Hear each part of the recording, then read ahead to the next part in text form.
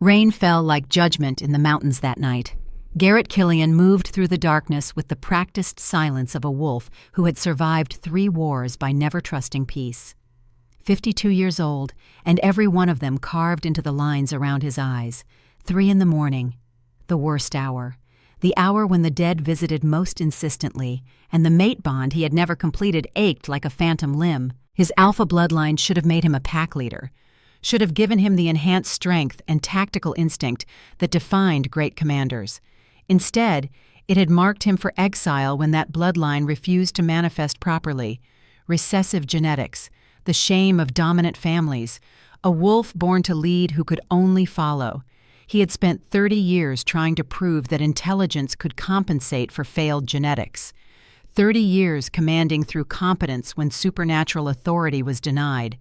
30 years watching dominant alphas lead through genetic right while he fought for every scrap of respect. Somewhere in the world, his fated mate existed. He could feel her sometimes, a pull toward the northeast that had grown stronger over the past year.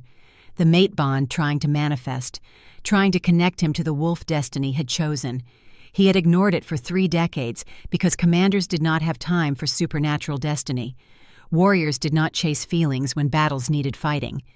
Now at 52, exiled and alone, he wondered if that choice had been the first in a long series of catastrophic mistakes. His boots made no sound on the wet stone, old habit, the kind that kept you breathing when younger wolves thought noise did not matter.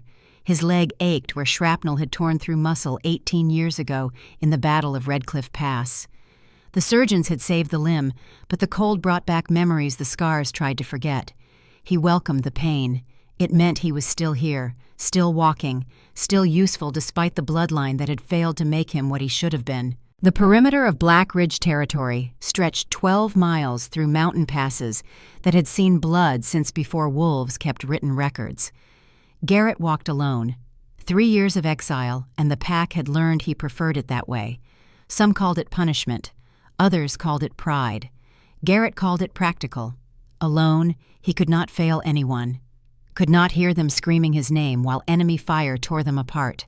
Could not watch the light fade from their eyes while he made impossible choices about who lived and who became statistics in reports no one read. 47 men. He knew all their names, could recite them in alphabetical order, or by age, or by the exact sequence they had died. Anderson, who had 3 children waiting at home. Blackwell, who played guitar and dreamed of recording an album when the war ended. Chin, who wanted to be a teacher and help young wolves understand history so they would not repeat it. 47 individual souls with families and dreams and futures. All dead because Garrett had chosen morality over orders.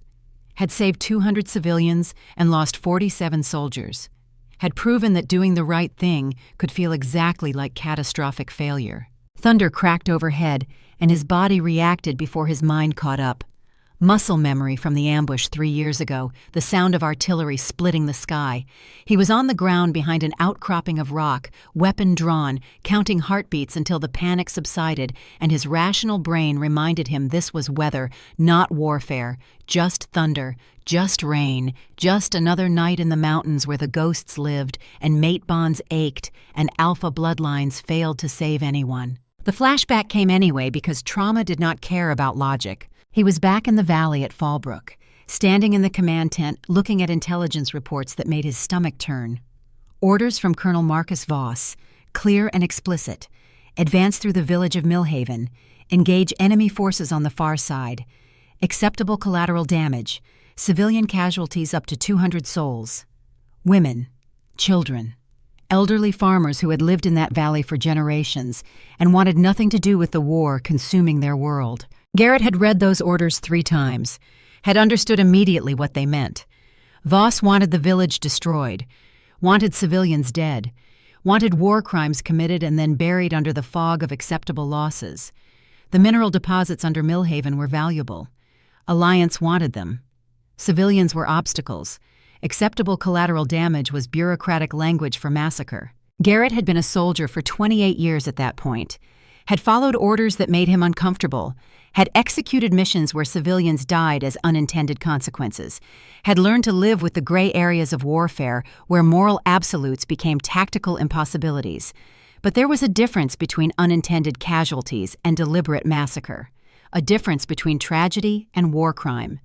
And Voss's orders crossed that line so blatantly that even a recessive alpha with no supernatural authority could see the wrongness radiating from the page. He had disobeyed, had taken his unit around the village, added 6 hours to their march, given civilians time to evacuate, saved 200 innocent lives, and walked his soldiers straight into a kill box where Voss's intelligence had deliberately omitted enemy positions. 47 men under his command, 47 brothers who trusted him to bring them home. The ambush lasted 11 minutes. Artillery first, then small arms fire from 3 directions. Garrett had fought like a demon, had killed enemy soldiers with his bare hands when ammunition ran out, had screamed orders that became meaningless as the noise of battle swallowed everything human. When the smoke cleared and the enemy withdrew, he was standing in a field of his own dead. 47 names he would carry until his own death released him. The official report called it poor tactical judgment. Commander Killian had prioritized civilian safety over mission parameters. His sentimental decision cost Alliance forces 47 casualties. Dishonorable discharge. Exile from military service. Effective immediately. What the report did not mention was that Voss had wanted those civilians dead, had wanted the village burned and the war crimes hidden. Garrett's disobedience had exposed the lie, and for that he had been erased. Thunder rolled again, and Garrett forced himself back to the present, to the rain, to the mountain pass where he was supposed to be watching for external threats instead of drowning in internal ones. He pushed to his feet and continued his patrol. The night vision scope on his rifle showed the world in shades of green. Familiar territory. Rock and pine, and the narrow game trails that could hide an army if you did not know what to look for. He knew what to look for, had trained scouts for a decade before Fallbrook, had taught young wolves to read terrain like others read books, to see what should be there and notice what should not, to understand that survival in hostile territory meant never trusting that the world was safe. The tracks appeared 20 minutes later, fresh, recent enough that rain had not yet erased the edges. Boot prints, military issue, size 11, moving in formation, 4 individuals, heading toward Black Ridge's eastern perimeter where the defensive positions were weakest. Professional, deliberate, scouting. Garrett knelt and examined the impressions with the kind of attention that had kept him alive through 3 wars. Alliance Special Forces. He had trained with men who wore these boots, had commanded them before his disgrace. The tread pattern was distinctive, standard issue for reconnaissance battalions. These were not refugees or lost travelers.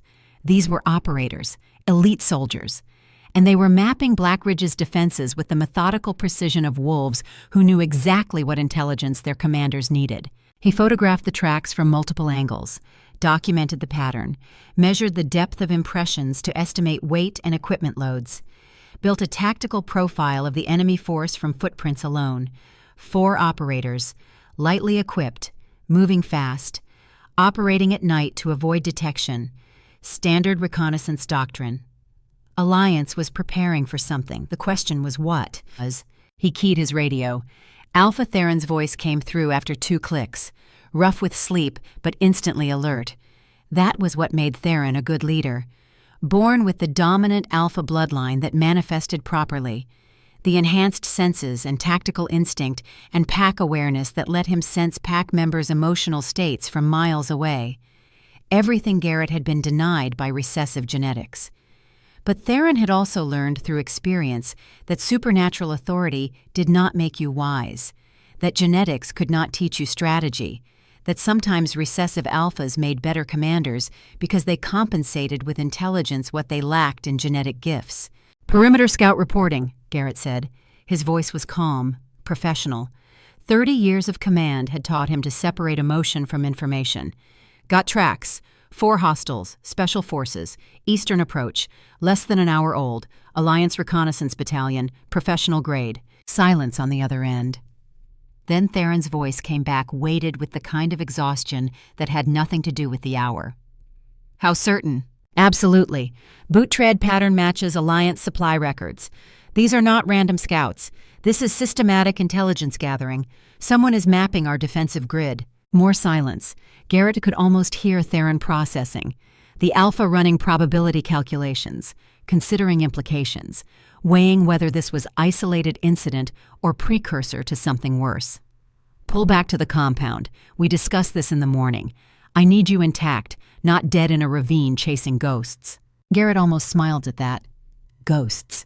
If Theron only knew how literally accurate that description was. "Understood. Returning to base." He made his way back through the rain toward the cluster of buildings that formed Black Ridge's heart. The territory was small by Alliance standards, 180 wolves, mostly veterans like himself, mostly exiles and rejects, and wolves who had nowhere else to go. The pack that accepted broken things because it was built from broken things. Theron had offered him refuge 3 years ago, old friend from their service together in the northern campaigns, when both were young and stupid and thought genetic destiny mattered more than character. They had learned better, had learned that dominant bloodlines did not prevent mistakes, that recessive alphas could be brilliant tacticians. That friendship mattered more than hierarchy.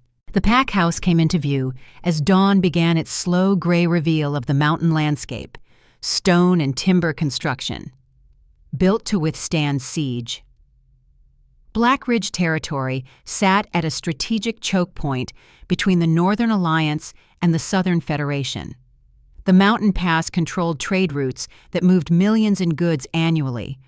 The terrain hid deposits of rare minerals, wolfsbane nullifiers, critical for warfare, the kind that let wolves operate in environments saturated with wolfsbane poison, resources that made small territories targets for larger appetites. Garrett headed toward the small cabin he called home, stopped when he saw smoke rising from the training yard. Too early for scheduled exercises. Someone was working before dawn. Curiosity and professional concern made him change direction. As war trainer, anything happening in combat areas was his responsibility, even informal early morning sessions. The training yard was a flat expanse of packed earth surrounded by equipment, obstacle courses designed to test speed and agility, combat dummies that let wolves practice strikes without injuring packmates, target ranges for firearms and thrown weapons. At the center, a group of young wolves had formed a circle, maybe 15 of them, all male, all in their late teens or early 20s. Their voices carried across the cold morning air with the particular edge that made Garrett's jaw tighten and his failed alpha bloodline surge uselessly. Laughter. The cruel kind. The kind that happened when strong wolves found weakness and decided entertainment was more important than empathy. He approached from the side where the angle let him see what held their attention. A young male was on the ground, 23 maybe, 24 at most, thin in a way that spoke of skipped meals and constant stress, dark hair plastered to his skull from sweat despite the cold. He was trying to stand, trying and failing because something was wrong with the way his body moved. Not physical disability, psychological damage, the kind that made shifting impossible even when your wolf screamed to be released. "Come on, Morrison, show us the shift." "Yeah, let's see the big bad wolf. Maybe if you pray harder, your wolf will show up. Or maybe you left it at Fallcrest with your dead brothers." The young male's hands were clenched into fists. His shoulders shook, not from cold, from the effort of holding something back, rage or shame or both. His eyes were desperate, haunted, the look of someone who knew this happened daily and had given up hoping it would stop.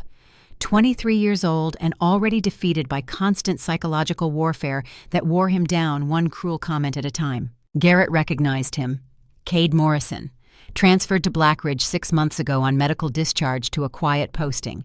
The official file said psychological trauma and recommended light duty until recovery. The unofficial whispers said coward, said he was the only survivor of the Fallcrest Outpost massacre, where his entire unit had been wiped out by an ambush that killed 40 soldiers in 12 minutes. One survivor, 40 dead.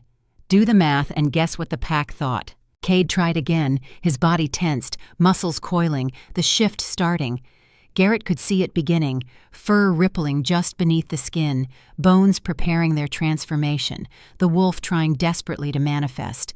Then panic hit like a physical blow, and Cade's breathing went ragged and shallow.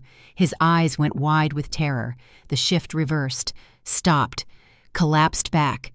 Cade felt a human form gasping like a drowning man, tears streaming down his face, body shaking with trauma that 18 months had not healed. Pathetic. Dead weight. Should have died with the others. At least they had the dignity to die like wolves instead of living like cowards. The voice that delivered that last cruelty belonged to Lieutenant Cade Brennan, 35 years old, head of security for Blackridge Territory, veteran of a dozen campaigns and holder of the PAC's opinion that weakness got soldiers killed, that tolerating trauma made PACs vulnerable, that wolves who could not function should be expelled before their failure contaminated stronger members. He stood at the edge of the circle with arms crossed, an expression of cold satisfaction, watching a traumatized young wolf struggle and finding it proof that his philosophy was correct. Garrett felt something cold settle into his chest, the same feeling he got before combat, the quiet space where emotion died and calculation lived, where his recessive alpha bloodline finally served a purpose, not commanding through supernatural authority, but reading situations with tactical precision, seeing what needed to happen and making it happen through competence when genetics were denied. He stepped into the circle, did not announce himself, just walked through the gap between two young wolves and positioned himself between Brennan and Cade. The laughter died instantly. Recognition rippled through the crowd like electricity through water. The disgraced commander, the exile, the recessive alpha who walked perimeters alone and drank in his cabin and never spoke to anyone who did not speak first. The legend who had held off enemy forces at 3 different battlefields and been erased by his own command for refusing to commit war crimes. "Training yard is for pack wolves learning combat skills," Garrett said. His voice carried command despite the failed bloodline. 30 years of leading soldiers had taught him to project authority through bearing and tone when supernatural genetics were denied. Not for cowards who gang up on someone weaker than themselves. Brennan's expression shifted from satisfaction to contempt. "This does not concern you, Killian. You have got no authority here. You are war trainer, not pack leadership. This is internal discipline." "I have got eyes, and what I see is an officer creating the very weakness he claims to despise. You want Morrison functional? Stop breaking him daily." Garrett shifted his stance slightly. Subtle change, but every wolf there knew what it meant. Combat ready, prepared to enforce his words with action if necessary.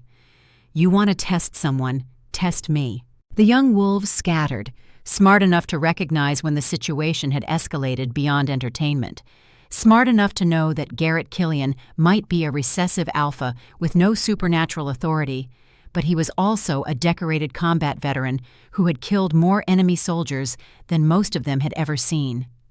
Brennan held his ground for 5 heartbeats, long enough to make it look like he was not retreating out of fear, short enough to avoid actual confrontation with someone who might kill him. Then he backed toward the exit. "You are making a mistake," Brennan said. His voice carried the edge of someone making promises about future consequences. "The pack does not need bleeding hearts protecting failures. We need strength. Morrison is weak.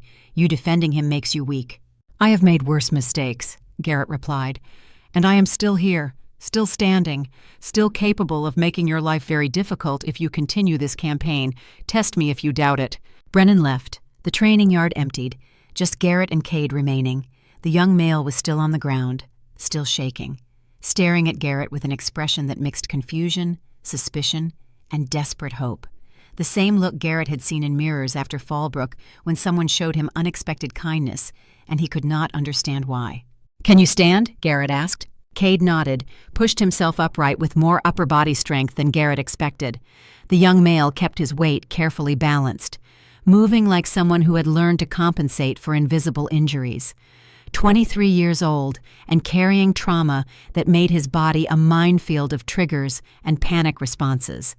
PTSD was like that. Made the simplest actions complicated. Made the wolf you were supposed to be feel impossibly distant.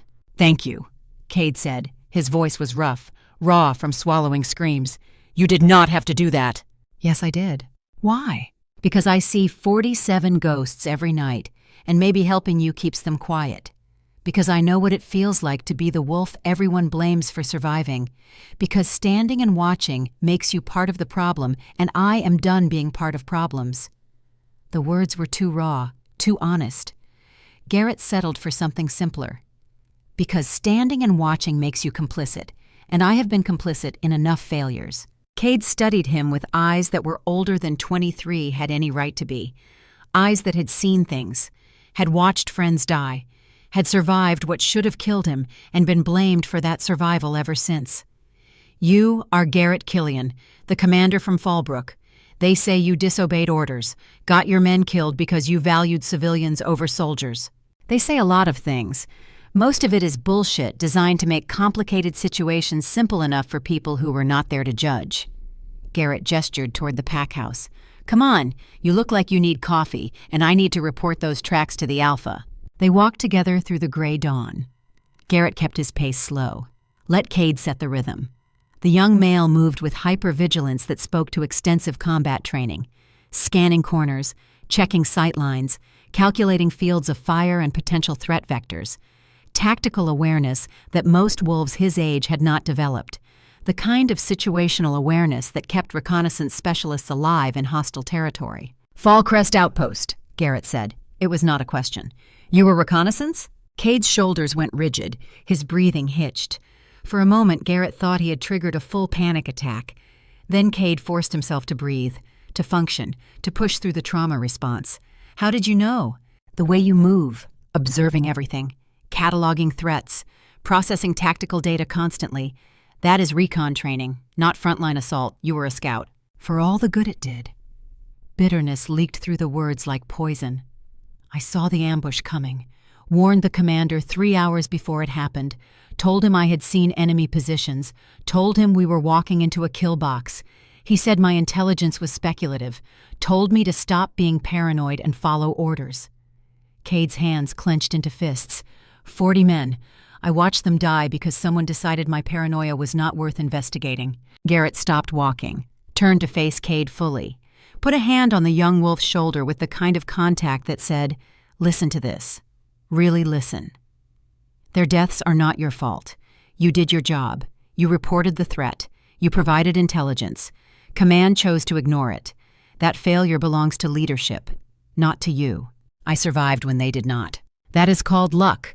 And luck does not care about morality or fairness or whether you deserve it. It just is." Garrett's voice softened slightly. "I know what you are doing, replaying every moment, wondering what you could have changed, asking yourself why you lived when better wolves died, hating yourself for breathing when brothers do not. I know because I do the same thing every single night. 47 names, I remember them all." "Fallbrook," Cade said quietly, understanding dawning. 47 men who died because I chose morality over orders, who followed me into a trap because they trusted me to keep them safe. I failed them. I live with that. I carry their names. I speak them every night before sleep as penance that will never be enough. But I also function. I teach. I build. I prove that surviving guilt is possible, even when forgiveness is not." They resumed walking, reached the pack house. Garrett led Cade through the main hall toward the intelligence office, where Vera Stone worked her particular brand of analytical magic. Former military analyst, brilliant strategic mind. Widowed 5 years ago, when the same war that broke Garrett had killed her bonded mate in an operation that went catastrophically wrong. She had joined Blackridge a year ago and established herself as the wolf you consulted when you needed to know things, the official reports omitted. She had sources, contacts. The kind of intelligence network that suggested her career had involved more than just analysis. Garrett suspected she had been a field operative before her mate's death, the kind who ran agents and gathered intelligence in hostile territory. Her skill set was too comprehensive, too practical, too clearly born from experience instead of just study. And when she entered a room, Garrett's recessive alpha bloodline responded in ways it never had before. A pull, a recognition, a sense of rightness that felt like finally finding something you had been searching for without realizing you were looking. The mate bond trying to manifest, trying to connect him to the wolf destiny had chosen.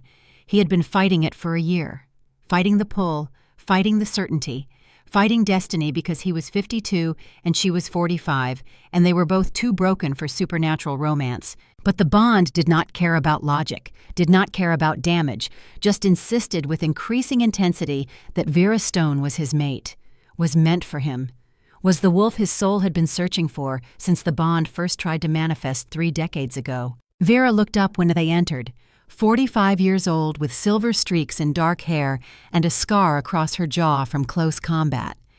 She took in Garrett and Cade with the kind of assessment that missed nothing, professional, tactical, reading body language and emotional states with precision that suggested enhanced intuition. Her eyes met Garrett's, and something electric passed between them. The mate bond stirring, not complete, not acknowledged, but present, undeniable, growing stronger every time they were in proximity. Garrett felt his pulse quicken, felt his recessive alpha bloodline surge in response to her presence, felt the bond carrying information.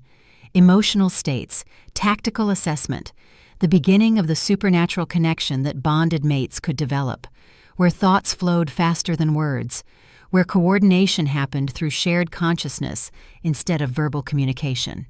He pushed it down, forced himself to focus on the mission instead of the wolf his soul insisted was meant for him. "Perimeter scout reporting," Garrett said. His voice was steady, despite the bond screaming at him to acknowledge her, to claim her, to complete what destiny had started. "Alliance tracks on the eastern approach. 4 hostiles, special forces, recent enough that rain had not erased the impressions. Someone is mapping our defenses." Vera's expression went cold. All business. But Garrett felt through the stirring bond that she was concerned, calculating, already running probability scenarios. "Show me." Garrett pulled out his phone. The photographs he had taken, boot prints from multiple angles, depth measurements, formation patterns, everything needed for tactical analysis. Vera examined them with professional intensity. Her fingers moved across keyboards, pulling up files Garrett could not see from his angle. "These match equipment issued to Alliance reconnaissance battalions," she said after 2 minutes of focused research. "Specifically the units operating out of Forward Operating Base Ironside. That is Colonel Marcus Voss's command." The name hit Garrett like a physical blow. Voss, the officer who had set him up at Fallbrook, who had written illegal orders for civilian massacre and then blamed Garrett when those orders were disobeyed, who had orchestrated the ambush that killed 47 soldiers to silence the witnesses to his war crimes, who had destroyed Garrett's career to protect his own. Voss. Vera noticed his reaction. The mate bond carried his emotional state to her with crystal clarity. Shock, rage, old hatred bubbling up from 3 years of suppression. She felt it all. Understood without words what that name meant, what it cost him to hear it. The bond deepening slightly through shared pain, through understanding that required no explanation. "You are certain," Garrett's voice came out flat, controlled. 3 decades of command discipline keeping the fury contained. "Boot tread pattern matches Alliance supply records from 6 months ago, and these are not random scouts. Look at the pattern." Vera pulled up a map of Black Ridge territory, overlaid it with markers showing border incursions over the past 6 months. 17 separate incidents, all professional, all Alliance. Someone has been systematically mapping our defensive grid, learning our patrol schedules, establishing patterns. This is preparation for invasion. Cade leaned forward, his eyes moving across the map with the focused intensity of someone processing vast amounts of tactical data. His gaze went distant, unfocused, like he was seeing something others could not. When he spoke, his voice had changed, had taken on the quality of someone watching visions unfold. "They are not just mapping defenses, they are timing us, learning our rhythms. Look at the correlation between incursion timing and our patrol rotations. They know exactly when we are most vulnerable." Vera's eyebrows rose. "How did you see that? I have been analyzing this data for weeks and missed that correlation." Cade looked uncomfortable, self-conscious. "I just see patterns. Always have, since I was a child. My mother said it was a gift, some kind of tactical precognition.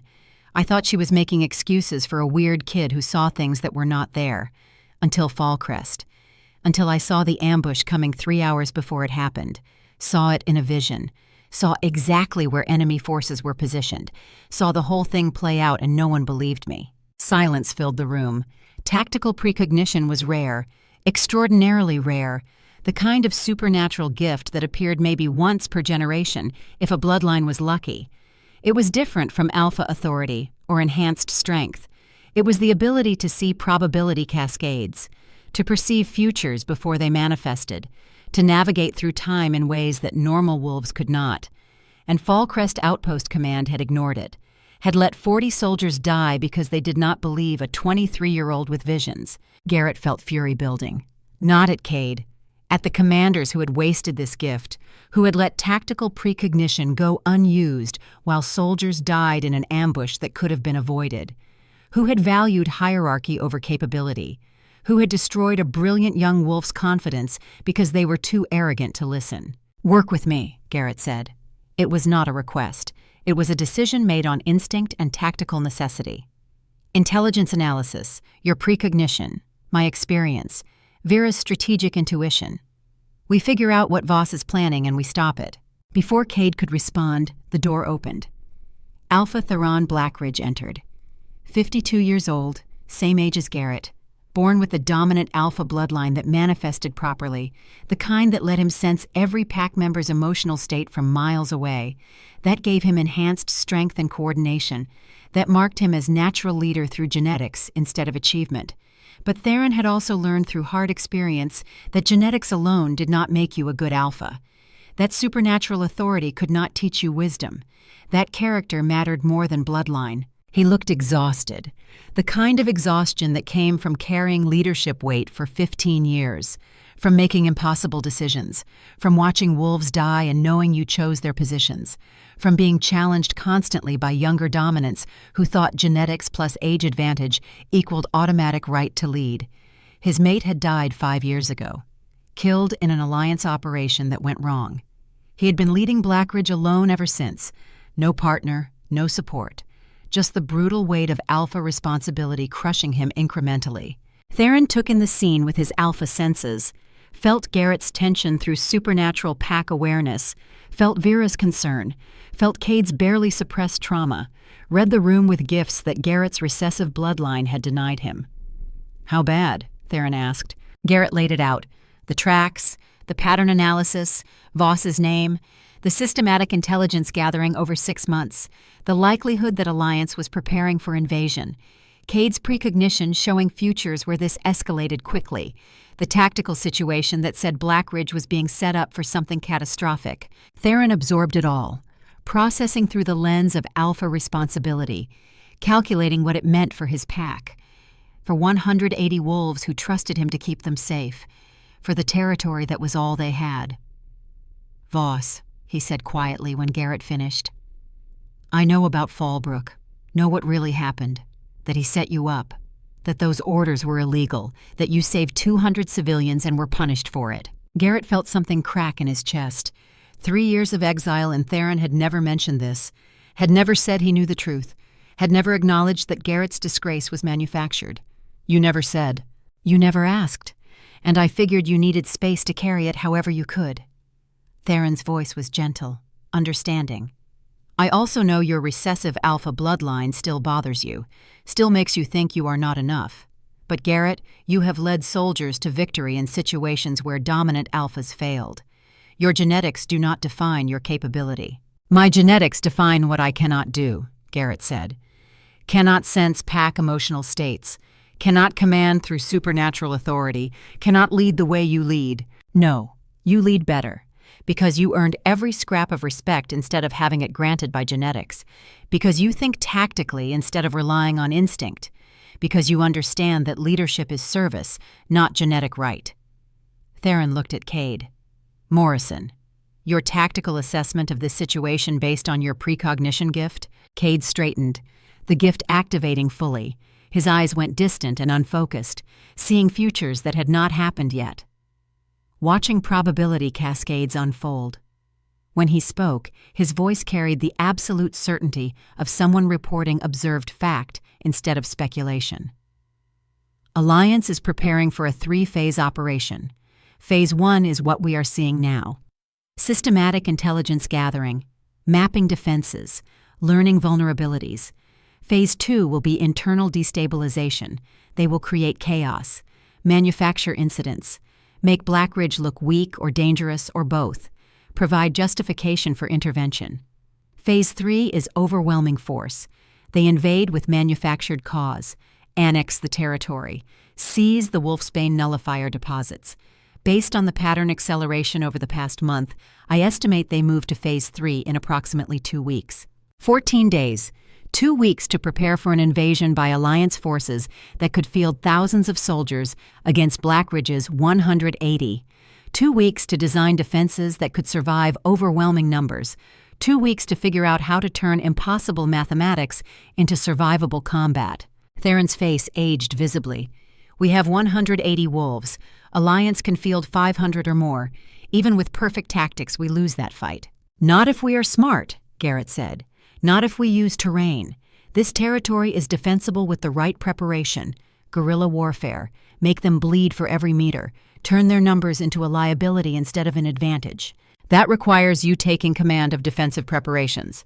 That requires me officially appointing you war commander despite your recessive bloodline. That will upset traditionalists who think genetics matter more than competence. Let them be upset. We need results, not genetic purity. Garrett's voice was hard. I can design defenses that work, can train combat teams, can turn 180 wolves into a force that bleeds Alliance so badly they reconsider whether Black Ridge is worth the cost. But I need authority, need resources, need your support when traditionalists complain. Theron did not hesitate. You have it, all of it. Coordinate with Vera on intelligence analysis. Work with Morrison on tactical forecasting. Prepare this pack for war. Whatever you need, take it. Whatever authority you require, consider it granted. I trust you, Garrett. Trust your competence more than any dominant alpha's genetics. They worked through the morning. Garrett and Cade reviewed 6 months of border activity with Vera, providing intelligence context. Established patterns, identified gaps, predicted future incursions. Cade's precognition proved extraordinary.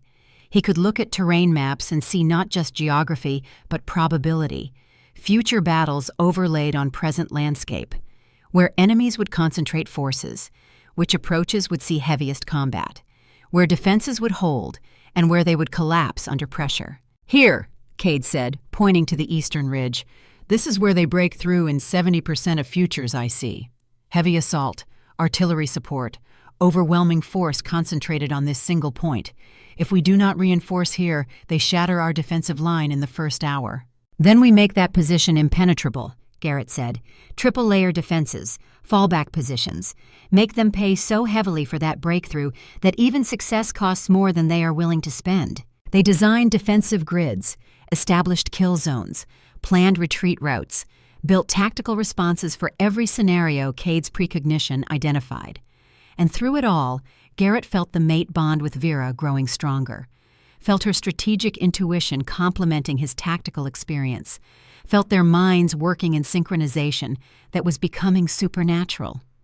This was what bonded mates could do when they stopped fighting destiny, could function as unified consciousness, could coordinate at speeds that normal wolves could not match. By evening, they had a defensive plan, not guaranteed success, but survivable. Black Ridge would bleed, would lose wolves, but would make Alliance pay prices that made victory questionable, would prove that small packs with determination could stand against overwhelming odds when led by wolves who valued competence over genetics. After Cade left, Vera remained, she and Garrett alone in the intelligence office. The mate bond was a live wire between them now, impossible to ignore, demanding acknowledgement, insisting that they stop pretending destiny was negotiable. I feel it, Vera said quietly. The bond.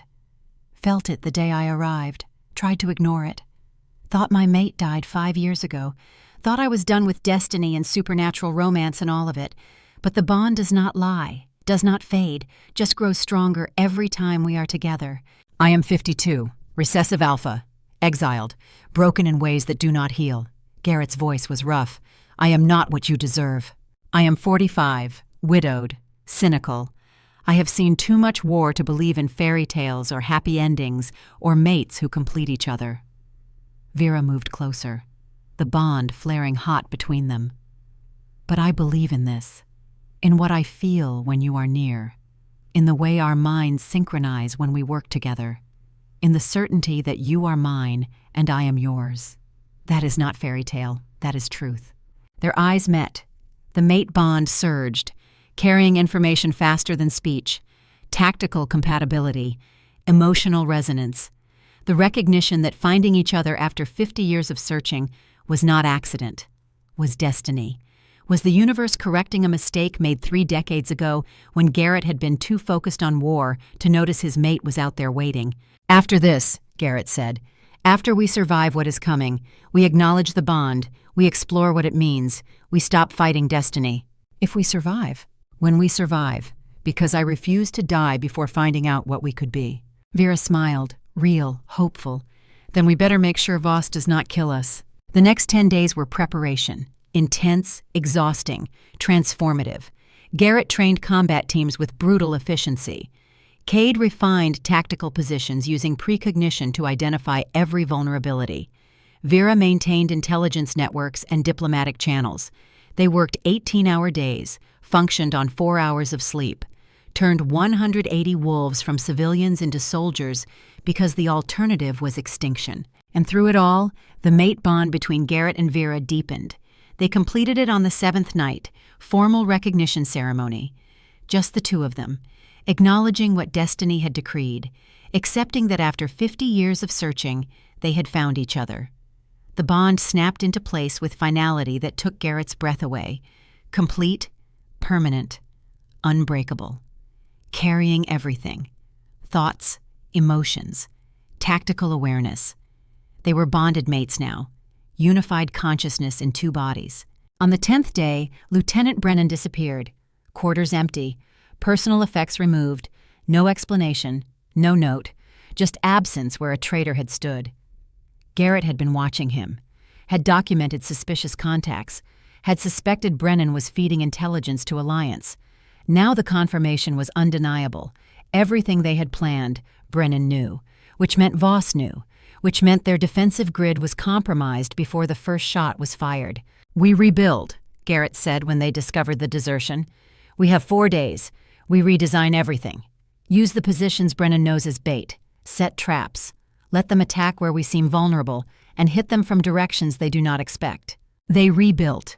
4 brutal days of redesigning defenses from scratch, of training soldiers in new tactics, of preparing for an enemy who thought he had perfect intelligence and would walk straight into carefully designed surprises. Cade's precognition showed futures. Most ended badly. Some showed victory. They chased the paths that led to survival, made the impossible survivable through tactical brilliance and supernatural gifts working in concert. On the 14th day, the situation accelerated. A runner arrived at dawn, out of breath, terrified. She had witnessed Alliance forces staging at the southern pass, full battalion, 500 soldiers, heavy weapons, artillery.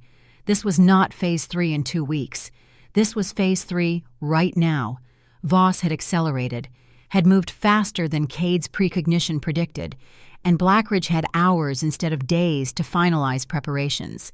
The command center erupted into controlled chaos. Theron was on communications calling emergency council. Vera was pulling up tactical maps. Cade was updating forecasts based on new information. And Garrett stood at the center watching his carefully designed timeline collapse. 4 days of preparation lost, defenses incomplete, soldiers undertrained, everything happening too fast. But Cade's precognition was adjusting, showing new futures, paths that still led to survival if they adapted quickly enough. "Federation forces are still en route," Cade said, his eyes distant, watching probability. "They arrive in 6 hours.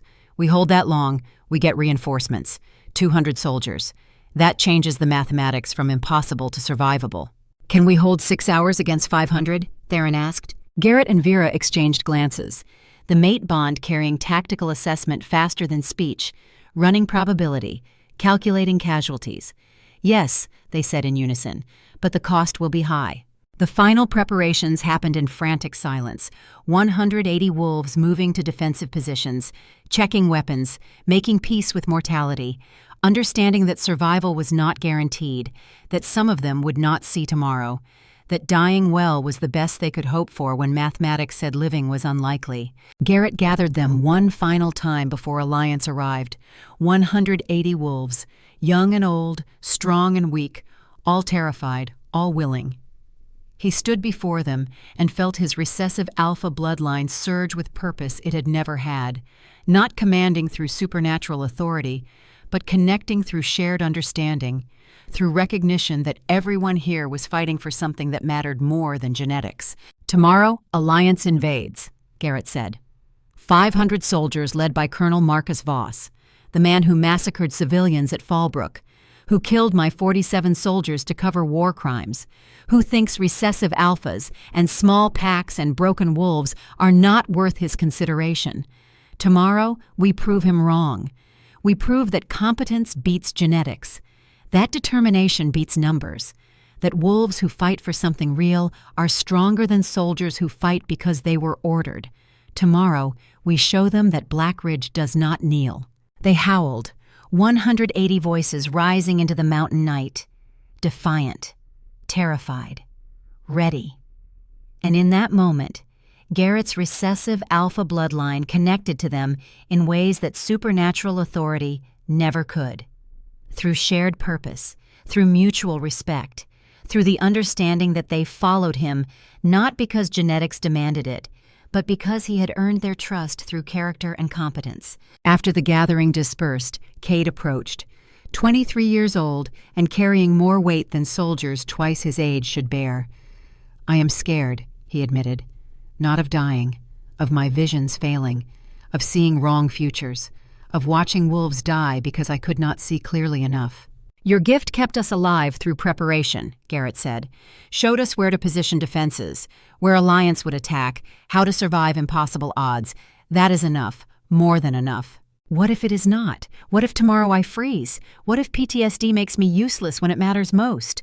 "Then you freeze and you unfreeze and you keep going, because that is what survivors do." Garrett gripped Cade's shoulder. "I believe in you.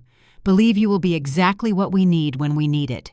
Tomorrow, you prove that tactical precognition matters more than any genetic gift, that broken wolves can function under pressure, that survival at Fallcrest taught you how to survive here." Cade nodded, not confident, but willing to try. That was enough. Willingness to try despite fear, despite trauma, despite certainty that tomorrow would test him in ways that might break him.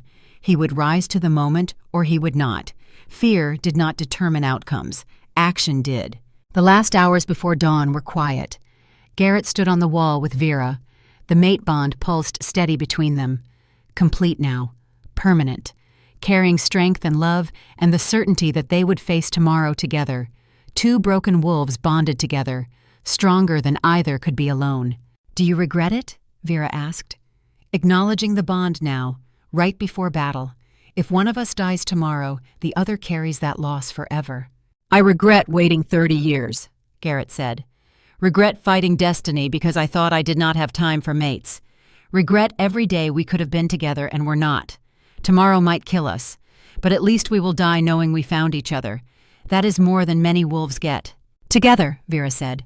"Always until the end." Dawn came too fast. Alliance forces arrived in overwhelming numbers. Artillery fire slammed into Black Ridge's perimeter at first light. The siege had begun.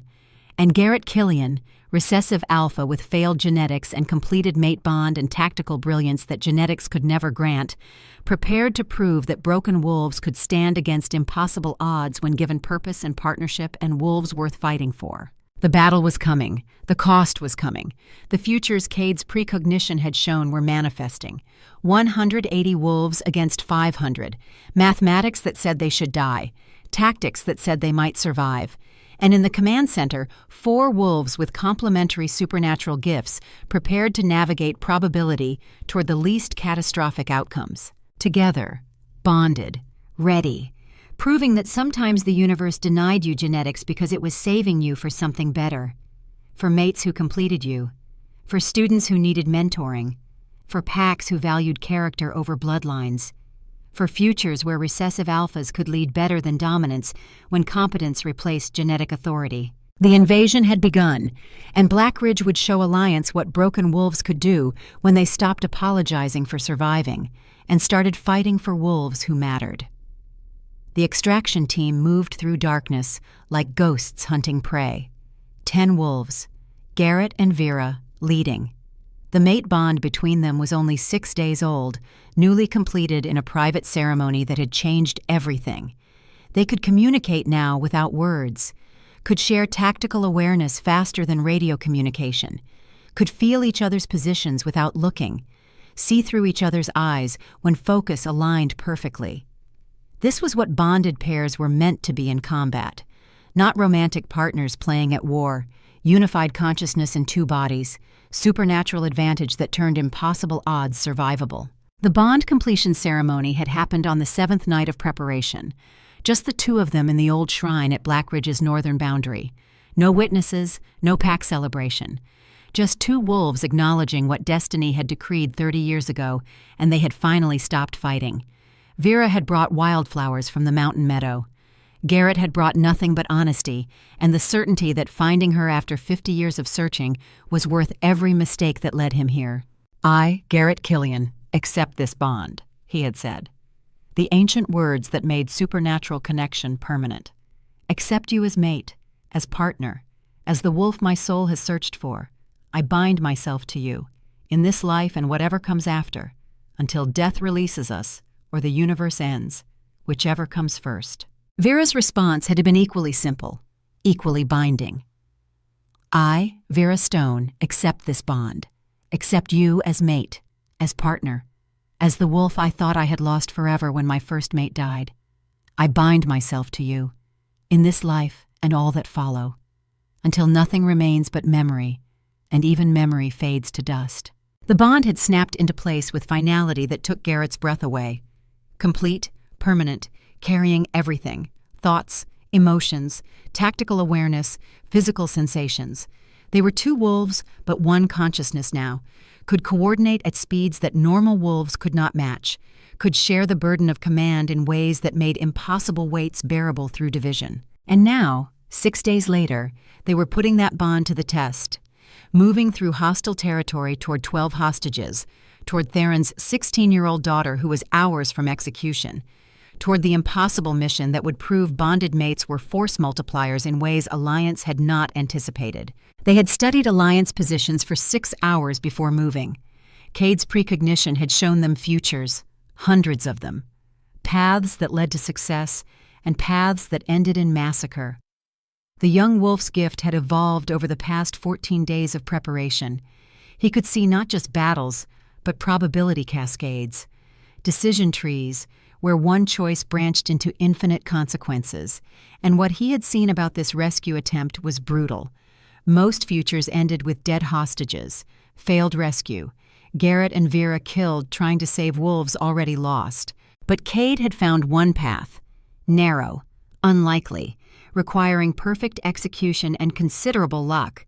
A future where the mate bond between Garrett and Vera created coordination that let them move through enemy positions like synchronized dancers, where their unified consciousness anticipated threats before threats manifested, where 2 wolves functioned as tactical unit unto themselves. That was the future they were chasing through the darkness, while Alliance sentries patrolled and 12 hostages waited in a central compound guarded by 40 soldiers who thought prisoners were leverage instead of tactical liability. 200 meters, Vera whispered, but Garrett already knew, could feel her certainty through the bond, could sense Alliance wolves the same way she did.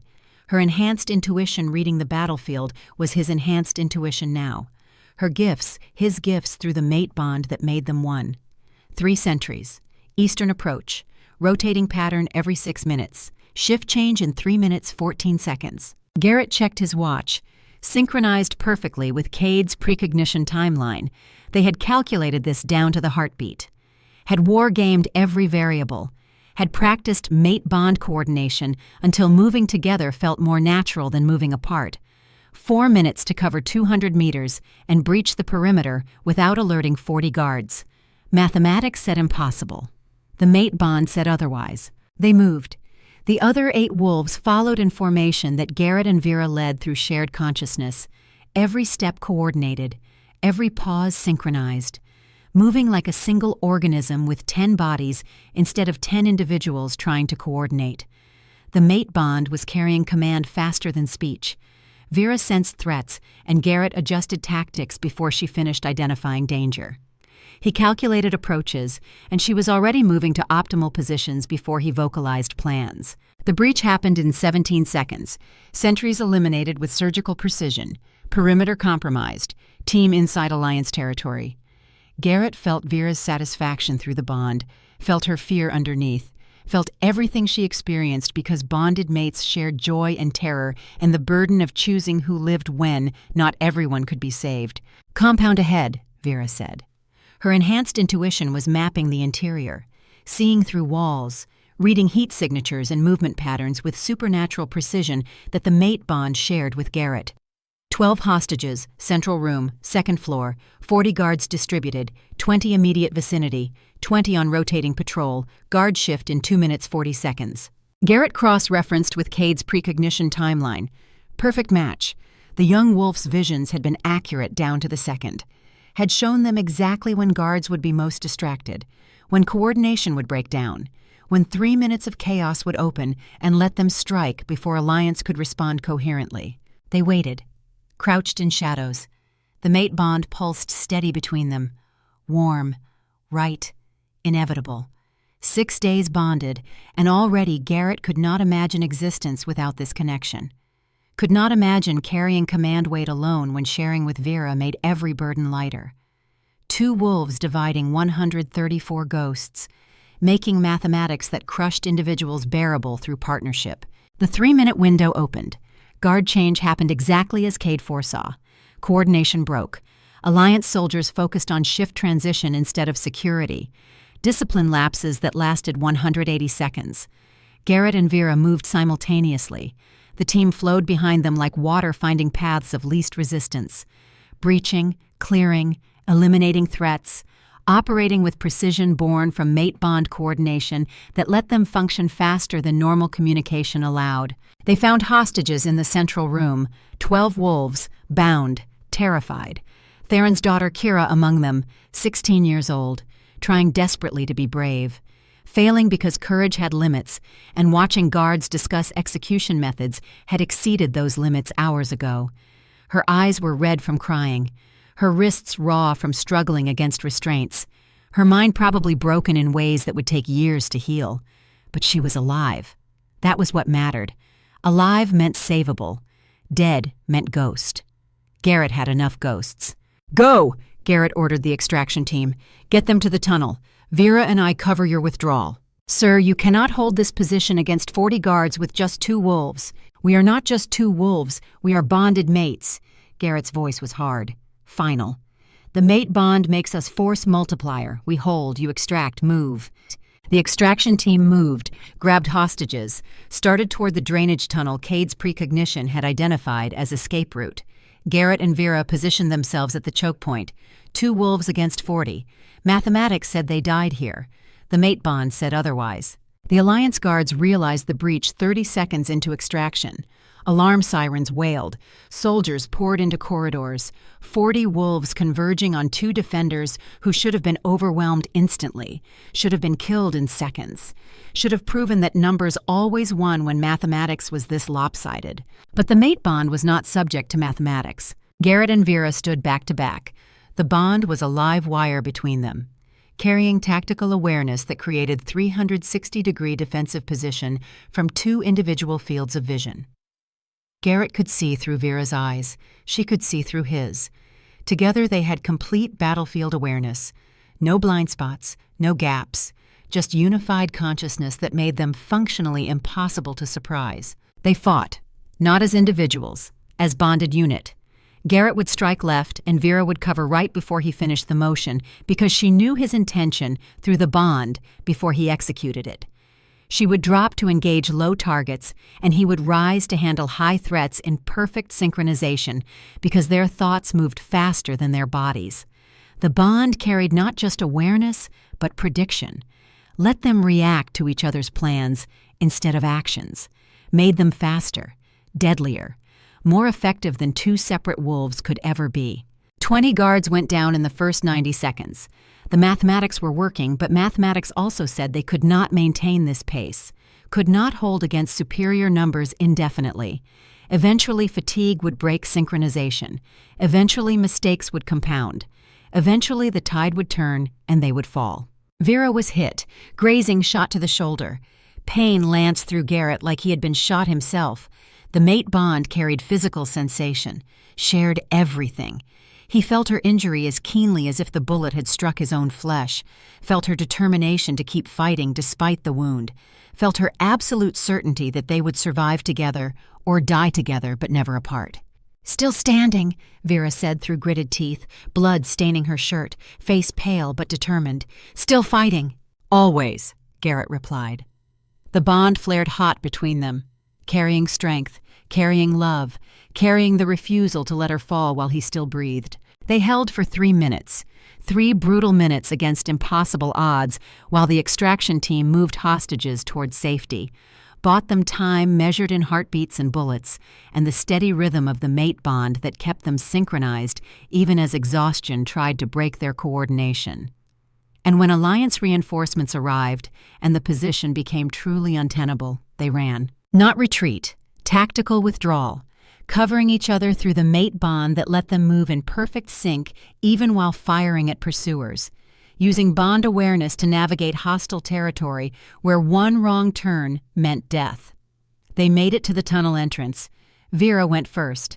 Garrett followed, sealed the entrance behind them with explosives that collapsed the passage and bought them precious seconds of safety. They crawled through darkness, through filth, through the claustrophobic terror of underground passages, while Alliance soldiers fired blindly into the opening. The mate bond was anchor in the darkness, connection that meant neither was alone even in spaces where light did not reach. They emerged on Black Ridge side of the perimeter. Territory defenders provided cover fire. Medical teams rushed forward. All 12 hostages were alive, bloodied, traumatized, but alive. Garrett and Vera collapsed together, wounded, exhausted, successful against probability that said they should have failed. The mate bond pulsed steady between them even as consciousness faded, proof that bonded pairs could achieve impossible things when love and tactical necessity aligned. "Did we get them all?" Garrett asked, voice rough, damaged. "All 12? "All 12, Cade confirmed. He had been coordinating from command center, his precognition guiding decisions in real time, making the impossible possible through supernatural gift and brilliant tactical mind. "You did it. Against probability, against mathematics, you did it." Theron was there, alpha of Blackridge, tears streaming down his face because his daughter was alive, because 2 wolves had risked everything to prove that small packs valued every member, that leaders who sacrificed for their wolves earned loyalty that numbers could never purchase. He pulled Kira into his arms, held her like he had thought he would never hold her again, broke down in ways that alphas were not supposed to break, but fathers could not help. "Thank you," Theron managed, voice wrecked. "Thank you does not cover it, does not express what you gave us. But thank you." Garrett wanted to respond, wanted to say something about duty and honor and the cost of leadership. Instead, he just gripped Theron's hand, let the contact speak. 2 wolves who understood that command meant choosing who lived, and sometimes choosing meant risking everything to save wolves who mattered. Medical treated their wounds. Vera's shoulder, Garrett's ribs where a blade had found gaps in his vest, minor injuries considering what they had survived. The mate bond had protected them, had given them coordination that normal wolves lacked, had proven that bonded pairs were force multipliers in ways that made 2 wolves worth 20 when supernatural connection aligned tactics and love and desperate determination. "This changes the equation," Vera said once medical cleared them to return to duty. Voss thought taking hostages gave him leverage. Instead, he showed us what bonded mates can do in combat, what tactical advantages the mate bond provides. That information is worth the risk we took. "Agreed," Garrett said. "But now he will escalate.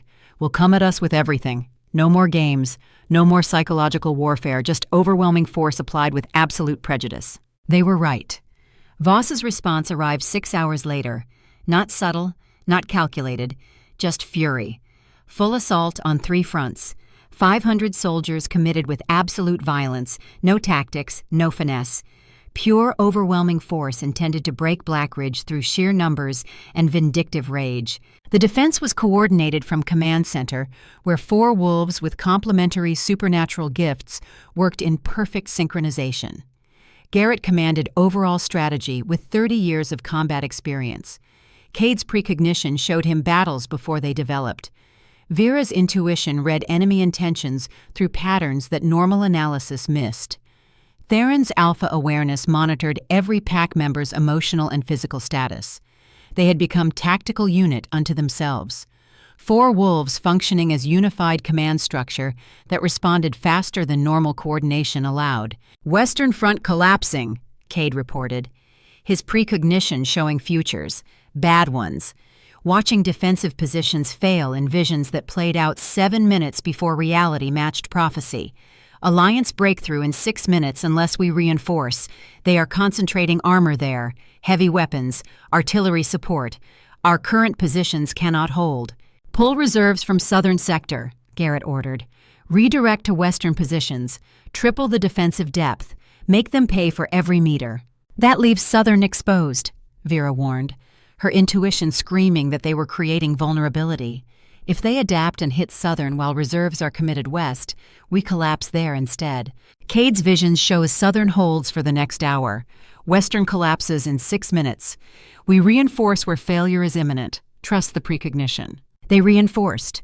Reserves moved with practiced efficiency. Defensive positions strengthened. The Western Front stabilized. Alliance forces hit prepared positions instead of weak points. Took massive casualties.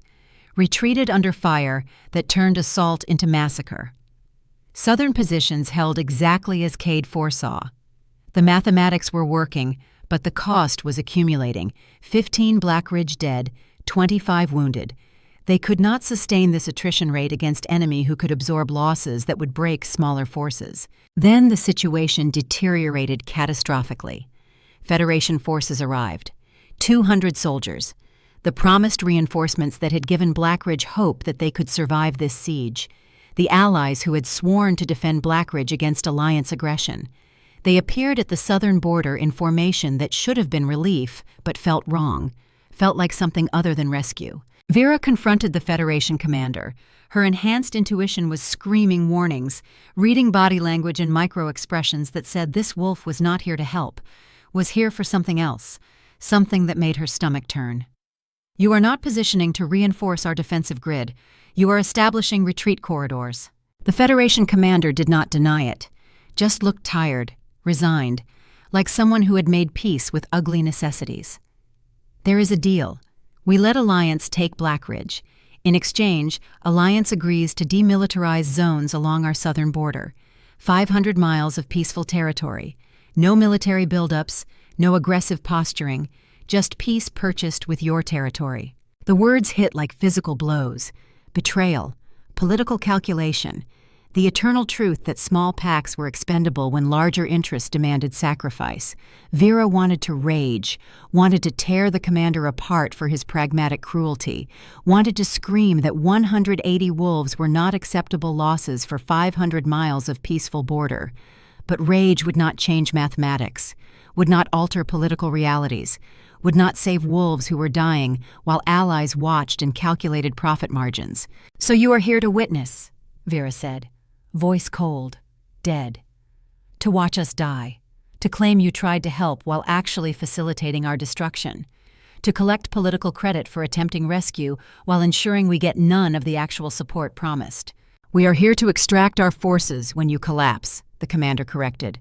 "When Alliance breaks through, when survival becomes impossible, we save our soldiers. You get the mercy of quick deaths instead of prolonged torture. That is the deal. That is reality.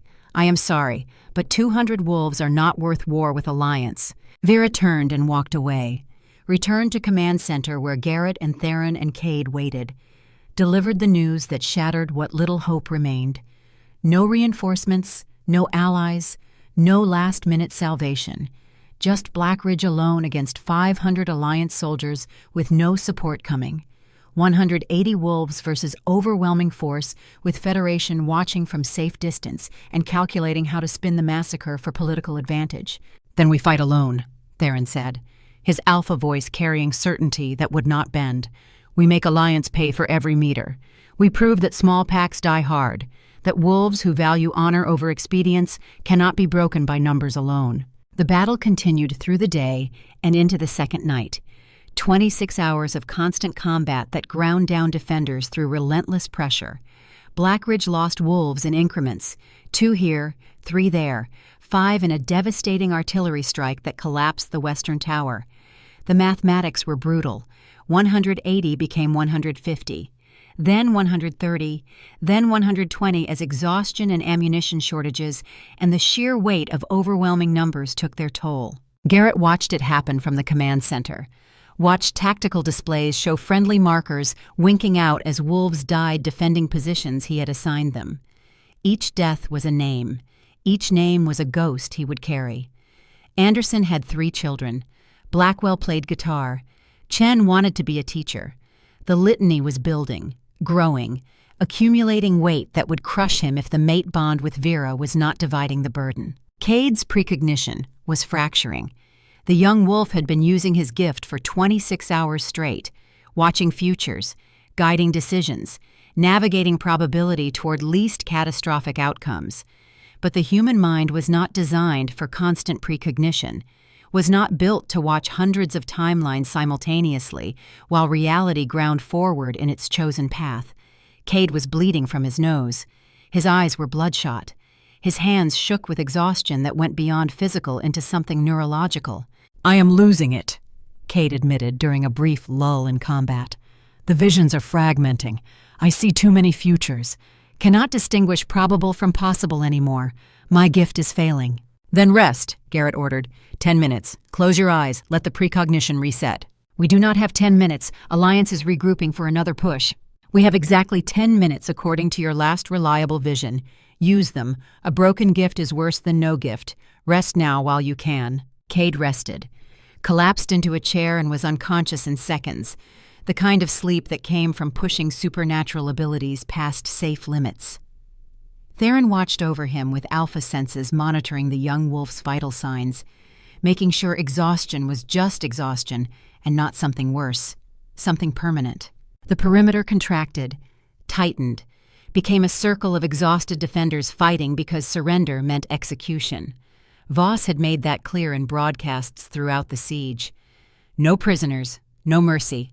Every wolf who stands with Blackridge dies. Surrender now and I make it quick. Fight and I make it last days." Empty threats, maybe, but wolves believed them anyway because Voss had a reputation, because the massacre at Fallbrook had proven he would kill anyone who inconvenienced him, because fear was rational when facing a commander who valued results over morality. Garrett commanded from the center, still mobile, still capable. The leg injury that would end his combat career had not manifested yet. That would come later. For now, he could still move, could still lead from positions where bullets flew, could still prove that recessive alphas earned respect through competence when genetic authority was denied. But command was costing him. The mate bond carried Vera's pain, every injury she took, every decision she made that sent wolves to their deaths, every moment of watching pack members fall. He felt it all through the connection that made them one. Should have overwhelmed him, should have broken them both under combined trauma of leadership during impossible siege. Instead, it made them stronger, gave them someone who understood, who carried half the weight, who made the unbearable bearable through shared suffering. Night fell. 120 wolves defending against 400 Alliance soldiers who had taken casualties but still overwhelmed through sheer numbers. The mathematics had shifted from 5 to 1 to 3 to 1, survivable if fresh, fatal when exhausted. Garrett knew it. Everyone knew it. They fought anyway because alternatives were worse, because Voss would execute prisoners, because dying on your feet beat dying on your knees. The breakthrough came at midnight. Alliance concentrated overwhelming force on eastern positions, shattered the defensive line through application of artillery and armor and absolute disregard for their own casualties. 80 soldiers poured through the gap. Hunting for Command Center, hunting for Garrett, hunting for the recessive alpha who had embarrassed Colonel Voss by rescuing hostages. But reinforcements arrived before Alliance could exploit the breakthrough. Not Federation forces, Alliance military, 300 soldiers from Reformed Northern Command, led by officers who had verified Garrett's evidence against the Council of Iron during the investigation that had shattered Alliance leadership 3 months ago. Officers who owed Blackridge for exposing the conspiracy. The Reformed Alliance forces hit Voss's breakthrough troops from behind, caught them in a vice between Blackridge's exhausted defenders and fresh soldiers who valued honor over corrupt politics. The fighting was brutal. Close-quarters combat where the difference between ally and enemy was which way you fired. Voss's forces collapsed under the pressure, surrendered, scattered, ran. But Voss himself did not run. Garrett saw him coming. The mate bond carried Vera's warning before his own tactical awareness registered the threat. Colonel Marcus Voss, 48 years old, immaculate despite 26 hours of combat, moving with purpose toward the command center where Garrett commanded from his wheelchair. The leg wound had finally forced him down, could no longer stand, could barely think through the pain that screamed from dying tissue. But he was still conscious, still commanding, still dangerous despite the disability that would claim his leg in another 6 hours. Voss entered the command center alone, weapon drawn, face twisted with fury that had nothing to do with tactical setback and everything to do with personal humiliation. "You destroyed me," Voss said. His voice was cold, deadly. "My career, my reputation, everything I built over 30 years, gone because you could not follow orders at Fallbrook, because you valued civilian lives over military necessity, because you think morality matters more than victory." Garrett met his eyes, felt Vera through the mate bond preparing to intervene, felt Cade waking from exhausted sleep, felt Theron moving toward the command center. But this confrontation was his, had been building for 3 years, since Fallbrook, since 47 soldiers died because Voss wrote illegal orders and then punished the man who refused to commit war crimes. "You destroyed yourself," Garrett said. His voice was quiet, calm. "I just exposed what you were, a war criminal, a murderer, a commander who killed his own soldiers to hide evidence of massacre. You built your career on corpses. I just made sure everyone knew whose corpses they were. Fallbrook was necessary. Those civilians were obstacles. Alliance needed those mineral deposits. Your sentimental attachment to innocent lives cost us strategic advantage. Cost me 47 men because you chose morality over mission parameters. You cost yourself 47 men when you ordered the ambush, when you deliberately sent my unit into a kill box because we could identify your war crimes, when you chose covering your ass over protecting soldiers under your command." Garrett's recessive alpha bloodline surged. Not command authority, just presence, force of personality that made Voss take an unconscious step back. "You are a coward, a murderer, and you are done destroying lives." Voss raised his weapon, aimed at Garrett's head. "No, you are done. And when you are dead, I will kill everyone in this pack. We'll burn Blackridge to ash. We'll make sure your precious morality bought nothing but more corpses." The shot rang out before Voss could fire, but not from his weapon, from behind him. Alliance soldiers had entered the command center. Reformed Northern Command troops led by Captain Sarah Marks, who had spent 3 months investigating council corruption, who had verified every piece of evidence Garrett provided, who owed Blackridge for exposing the conspiracy that had corrupted Alliance for 20 years. Voss fell, gut shot. Not immediately fatal, but close. Bleeding out on the command center floor, while the officers he thought served him stood with weapons trained on their former commander. "Marcus Voss," Captain Marks said formally, "you are under arrest for war crimes, for conspiracy, for the murder of 47 Alliance soldiers at Fallbrook, for orchestrating illegal operations under orders from the Council of Iron. You will be transported to Alliance holding facility pending trial." "The Council will never let me stand trial," Voss gasped, blood pooling beneath him. "They will have me killed before I testify, before I expose their operations, before I implicate the 7 families who have controlled Alliance policy for 2 decades. "The Council is already being prosecuted," Mark said. 3 members arrested, 2 fled, 2 dead. Your testimony is just confirmation. We already have the evidence we need. You are done. The council is done. This is over." But it was not over. Not really. Because organizations like the Council of Iron did not die easily, did not simply dissolve when leadership was arrested, had contingency plans, had resources, had operatives who would continue pursuing objectives even after official structure collapsed. Garrett felt it through the mate bond, felt Vera's intuition screaming that this was not finished, that something worse was coming, that exposing the council had made Blackridge a target for revenge that would not stop with Voss's arrest. The battle ended. Voss was transported to Alliance custody, where he would die during interrogation 3 weeks later, under suspicious circumstances that suggested council operatives eliminated him before he could provide testimony. Blackridge had survived, 120 wolves remaining from 180, 60 dead, 40 wounded. Alliance had lost 300 of 500. Reformed Alliance forces had taken minimal casualties. The mathematics were brutal, but the outcomes were real. Garrett's leg was dying. The infection had spread past the point of treatment. Medical found the damage 6 hours after the siege ended. Understood immediately what it meant. Amputation or death. Those were the choices. Cut now and live. Wait and die. Simple mathematics written in infected tissue and dying muscle. He chose life, chose Vera, chose the mate bond that made surviving worth the cost. The surgery happened in a field hospital with equipment that was adequate but not ideal. They saved his life, lost his leg, below the knee, gone, permanent. Everything that defined him as warrior erased in 40 minutes of surgical necessity. When silence finally fell, the cost was written in bodies: 60 Blackridge dead, 30 wounded, 180 wolves reduced to 90 in 3 days of siege. Alliance had lost 300 of 500 between siege casualties and the soldiers who defected rather than serve corrupt leadership. The mathematics were brutal, but the outcomes were real. Blackridge stood. Voss was retreating. The territory survived. But Garrett's leg was dying.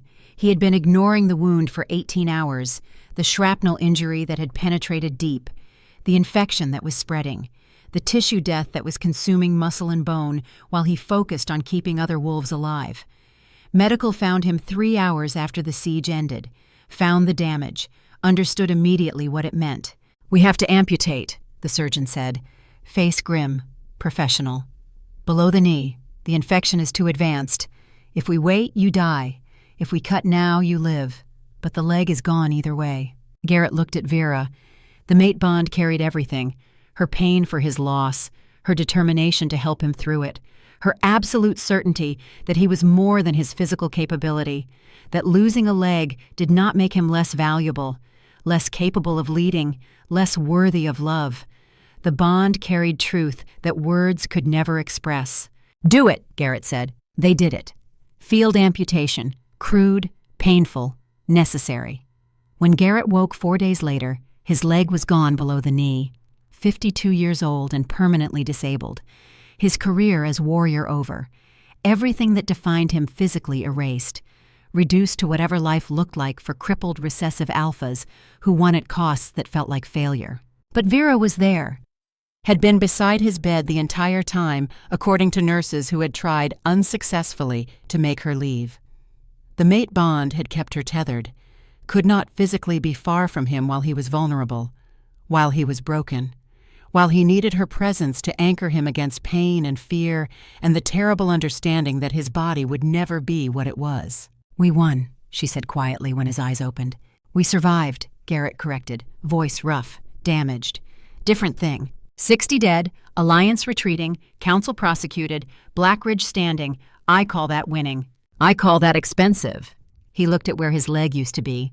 Phantom pain made it feel present, the mind refusing to accept what the body knew.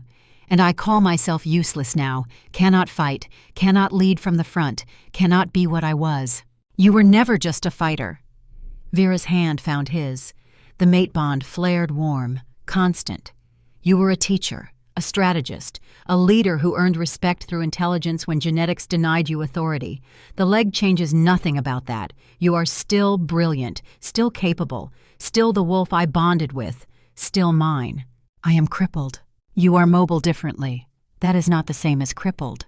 Her voice was firm. "We adapt. We rebuild. We prove that physical disability does not determine worth. Together." "Together," Garrett echoed. Let himself believe it. Let the mate bond carry certainty when his own faith wavered.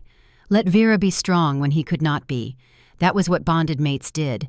Carried each other through moments when individual strength failed. 2 months passed while Garrett learned to exist without a leg. The prosthetic sat in their quarters for 3 weeks before he could bring himself to touch it. State of the art. Expensive. Provided by Alliance as reparations. He hated it. Hated what it represented. Hated accepting that metal would replace flesh. That this was permanent. That at 52, his body had reached the end of its combat capability. Vera was relentless. Pushed him through physical therapy. Refused to let him quit. Used the mate bond to carry determination when his own failed. When depression tried to convince him that life without combat capability was not worth living, she was there. Reminding him that teaching mattered. That strategy mattered. That wolves followed him for his mind, not his leg. Eventually he put it on. Eventually he learned to walk again. Limping. Awkward. Never the same. But mobile. Functional. Capable of standing before students instead of sitting. Capable of teaching instead of just remembering. Alliance offered him reinstatement. General rank. Command of Northern Forces. Full pension. Everything he had lost at Fallbrook returned with bureaucratic efficiency. The letter arrived 2 months after the siege. Formal. Apologetic. Acknowledging that his discharge had been unjust. That Voss had manufactured his disgrace. That Garrett Killian deserved honor, not exile. He refused. Wrote a 3-sentence response. "I am done taking orders from organizations that only value you when you are useful. I will teach at Blackridge Academy. Do not contact me again regarding military service." Theron supported the decision, had already been planning the academy, had seen what Garrett could do with students, had watched Cade transform from traumatized survivor into brilliant strategist under Garrett's mentorship, understood that teaching was not lesser calling than combat, was perhaps more important, was building futures instead of just defending present. The Blackridge Tactical Academy started with 10 students, young wolves who wanted to learn from the recessive alpha who had held off 500 Alliance troops, who had exposed council corruption, who had proven that intelligence mattered more than genetics. Garrett taught them truth, not sanitized history, not comfortable lies, real cost, real weight, real mathematics that said leadership meant carrying burdens that never lifted. Cade assisted. 24 years old, head of intelligence. His precognition gift had evolved, could now see decade-long probability cascades, could show students how decisions made today created futures that manifested years later, could make abstract consequences viscerally real through visions that let young wolves watch their choices cascade into outcomes. And through it all, the mate bond between Garrett and Vera deepened, became foundation, became everything. They shared command, shared teaching, shared the weight of 87 ghosts from the siege, added them to the 47 from Fallbrook, 134 names they spoke together every night, 2 voices honoring the fallen, 2 mates making the unbearable bearable through division. On the 6-month anniversary of the siege, they stood together at the memorial, 87 names carved in stone, wolves who died defending territory, defending principle, defending the idea that small packs mattered. Garrett spoke their names, all 87, added them to the 47 he already carried, let the weight settle through the mate bond that made it bearable. "They know," Vera said, "the bond carrying certainty. The 134. They know their deaths mattered, know we remember, know we build for them." "How can you be certain?" "Because I feel it through the bond, feel their presence, feel them witnessing what we build. They are not angry, they are proud." She squeezed his hand.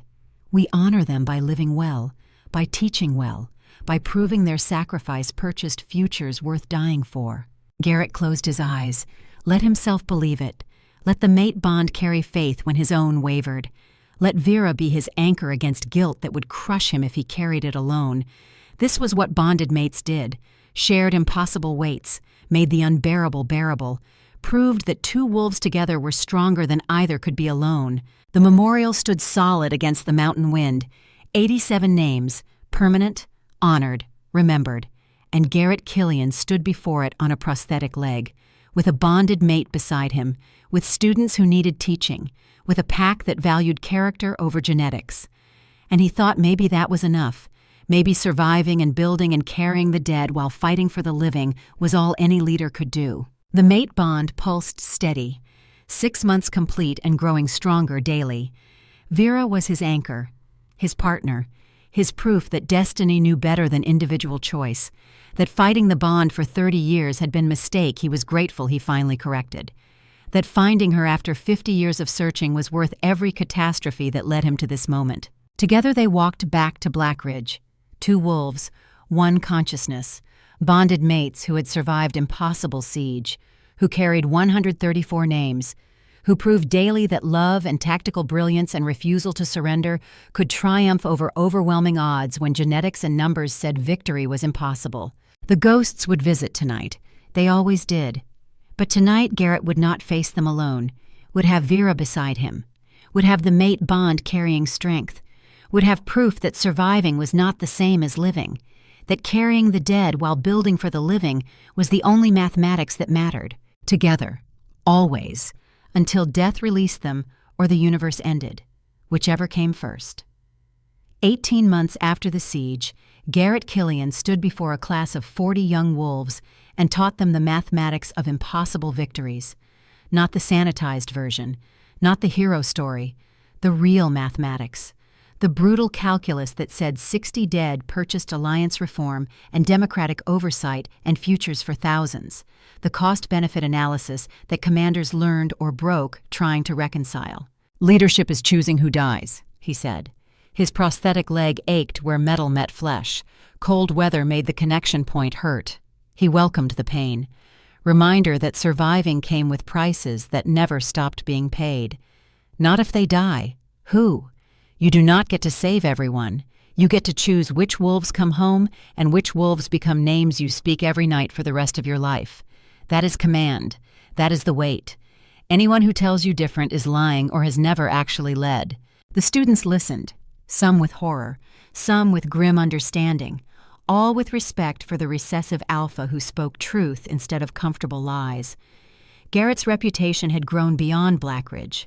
Packs across the territory sent their best students, wanted them trained by wolves who understood that tactical brilliance mattered more than supernatural authority, that genetics determined potential, but competence determined outcomes. Cade Morrison assisted the class, 25 years old, head of intelligence for Blackridge territory. His tactical precognition had evolved dramatically over 18 months, no longer just seeing battles before they happened, now seeing probability cascades that stretched years into the future. Decision trees where one choice in the present created branching outcomes that manifested across decades.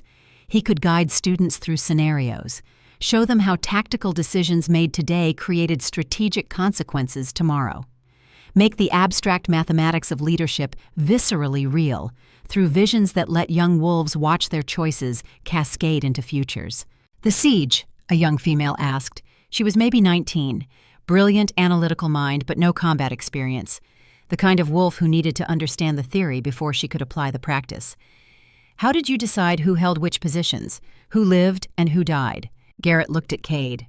The young wolf's eyes went distant, his precognition activating, showing him the memory, the actual decisions made 18 months ago, the specific moments when Garrett had chosen defensive assignments, had sent 120 wolves to positions that killed 60, had ordered others to safer locations, had played God with mathematics and probability and supernatural gifts that let him see futures before they manifested.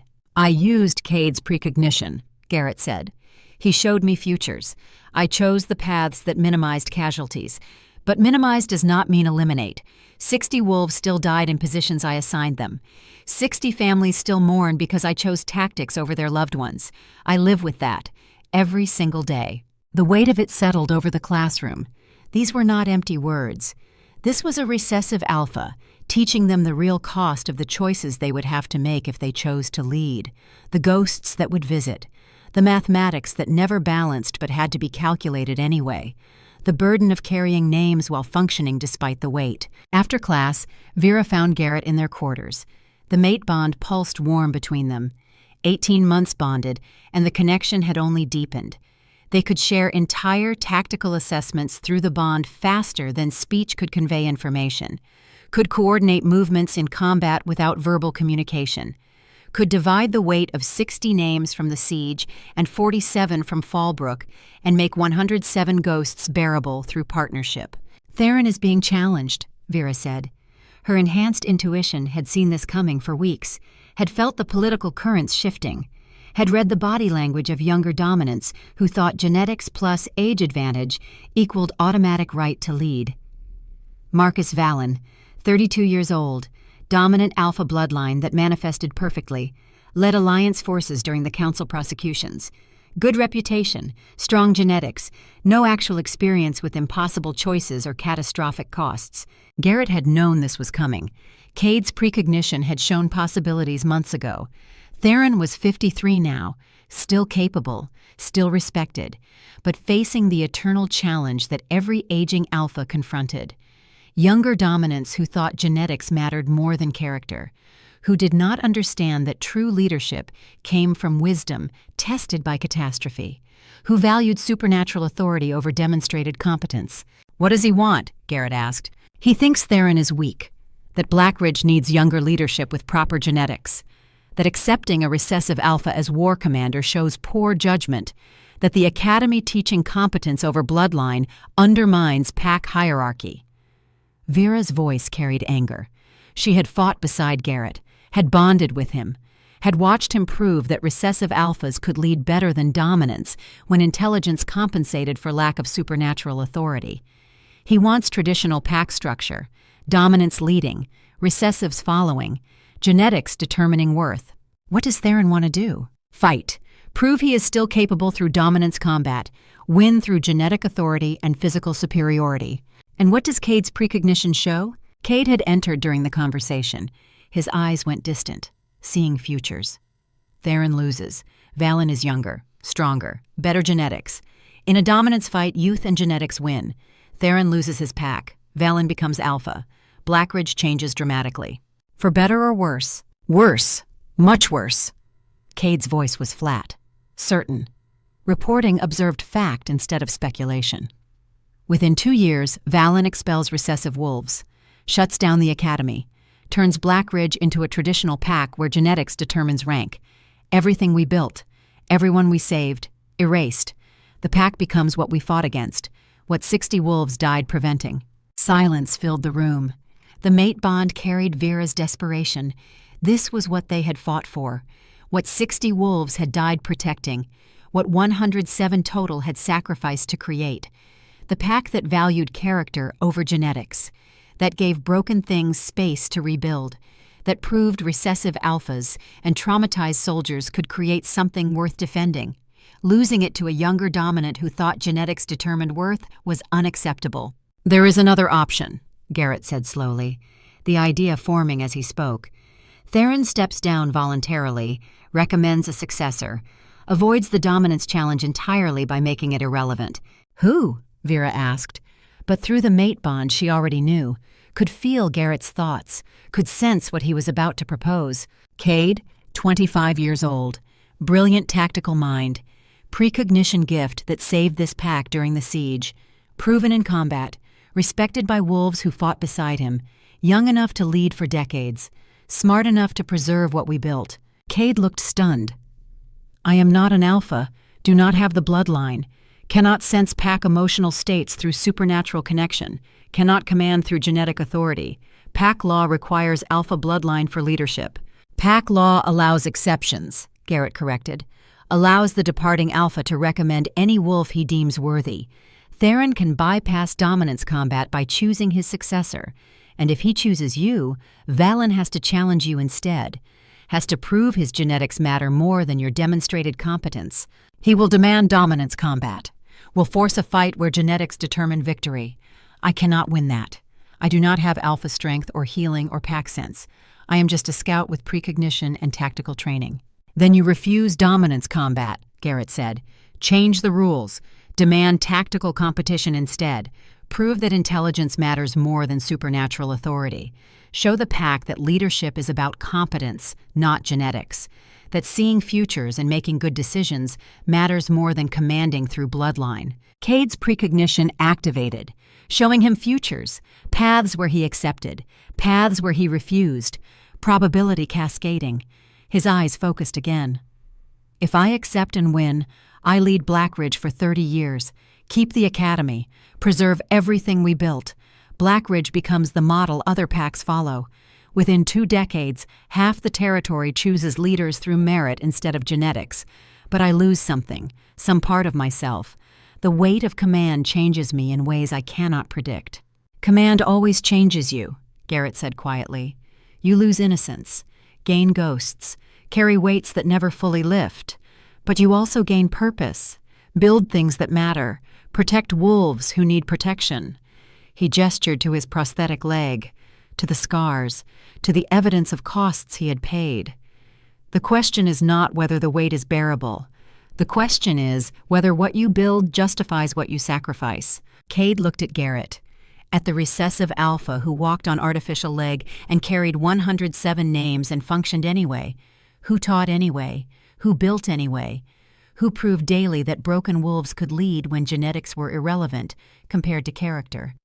If I do this, you help me. Stay. Teach me how to carry the weight without being crushed by it. Always, for as long as you need. The challenge happened 1 week later. Theron called a full pack gathering. 250 wolves assembled in the central hall. Refugees who had joined Blackridge over 18 months. Soldiers who wanted to serve a pack that valued character over genetics. Families attracted by the territory's reputation as the place where broken things could rebuild. The pack had grown, had thrived, had become something that mattered beyond just survival.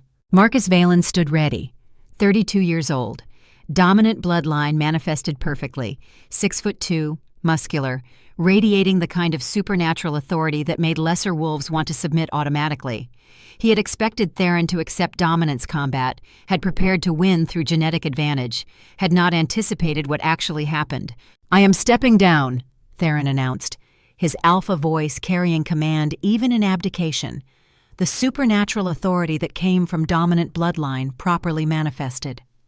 "I have led Blackridge for 15 years, through war, through siege, through losses that still wake me at night. I am tired. I am ready to let younger wolves lead, but I will not surrender this pack to genetics alone. Will not let dominance combat determine our future when competence matters more than bloodline." Marcus Valen stepped forward, confidence radiating. "Pack law requires alpha combat for succession. You cannot simply appoint your choice." "Pack law allows the departing alpha to recommend a successor," Theron countered, "and I recommend Cade Morrison, 25 years old, proven in combat through the siege that saved this pack. Brilliant tactical mind that designed the defenses that kept us alive against 500 Alliance troops.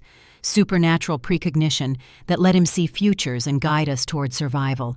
He has my endorsement, my support, my absolute confidence that he can lead Blackridge better than any wolf who thinks genetics determine worth." Shock rippled through the assembly.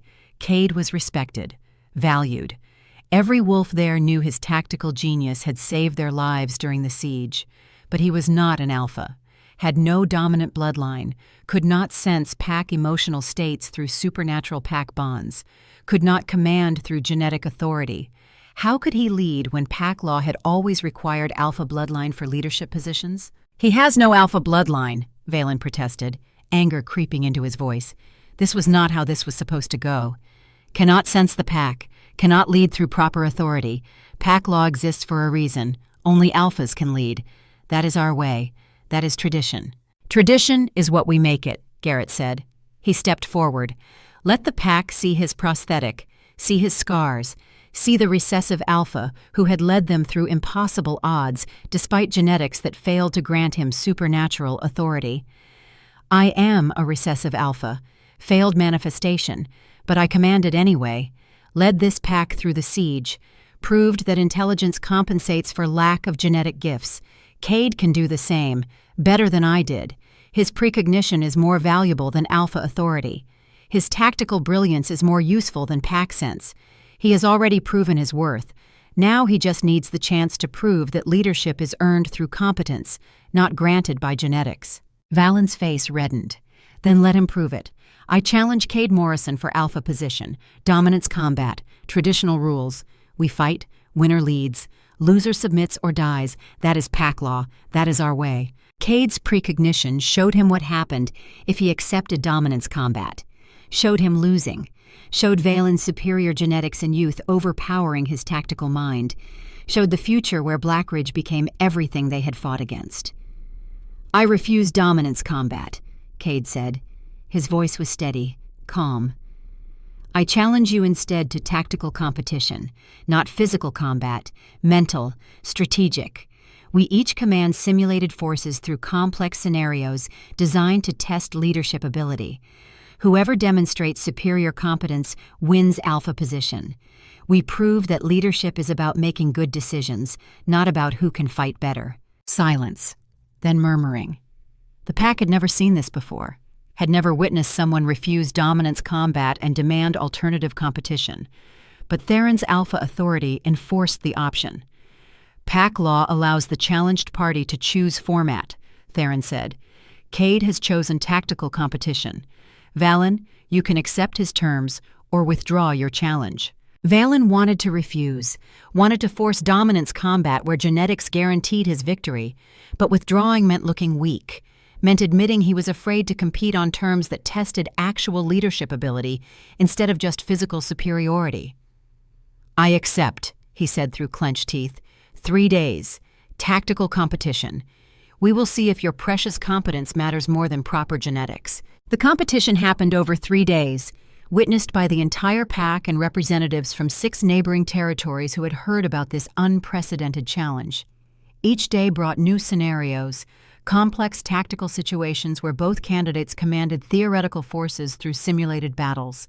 The scenarios were designed by Garrett and other experienced commanders to test every aspect of leadership. Strategic thinking, resource management, morale considerations, tactical flexibility, ethical decision-making under pressure. Valen was good. His dominant alpha bloodline gave him instincts about pack coordination, about emotional states, about group dynamics that helped him make sound decisions about how forces would respond to orders. He led competently, made few obvious mistakes, demonstrated the kind of solid leadership that would make him an acceptable alpha for a traditional pack. But Cade was extraordinary. His precognition showed him consequences before decisions manifested. He saw 3 moves ahead, anticipated enemy responses, navigated probability with supernatural gift that no amount of genetic dominance could match. When Valen made tactically sound choices, Cade made brilliant ones. When Valen minimized casualties, Cade eliminated them. When Valen achieved objectives, Cade achieved them faster with fewer resources. By the end of the 2nd day, the outcome was obvious to everyone watching. Cade had won every scenario, had demonstrated leadership ability that transcended genetics, had proven that tactical precognition was more valuable than alpha authority when actual competence mattered. The 3rd day was formality. Final scenarios that Cade navigated with the same brilliance he had shown throughout. When the competition ended, the pack voted. Not even close.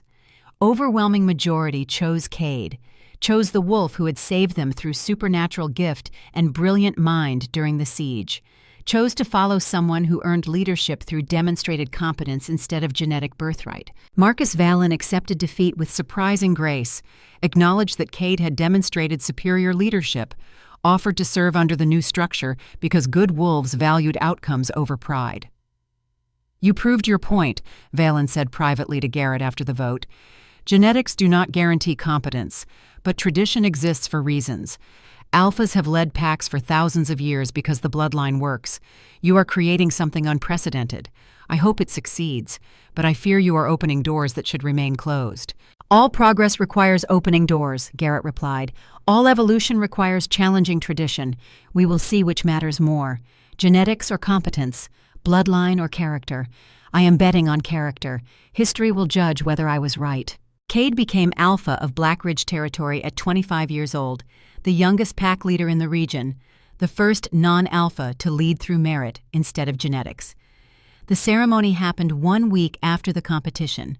Simple, dignified, witnessed by the pack and allied territories who wanted to see this unprecedented transition.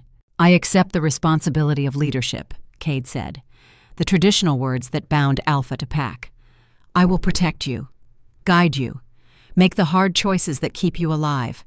I will carry the weight so you do not have to. I will speak for those who cannot speak, fight for those who cannot fight, lead you toward futures worth the costs we pay. This I swear, on my life, on my honor, on everything I am and everything I will become." The pack howled acceptance, 250 voices rising in acknowledgement of their new Alpha, chosen through competence, leading through merit, proving that Blackridge was building something that mattered beyond just survival. But not everyone was pleased with the changes. 3 weeks after Cade became Alpha, Vera discovered something that made her enhanced intuition scream warnings.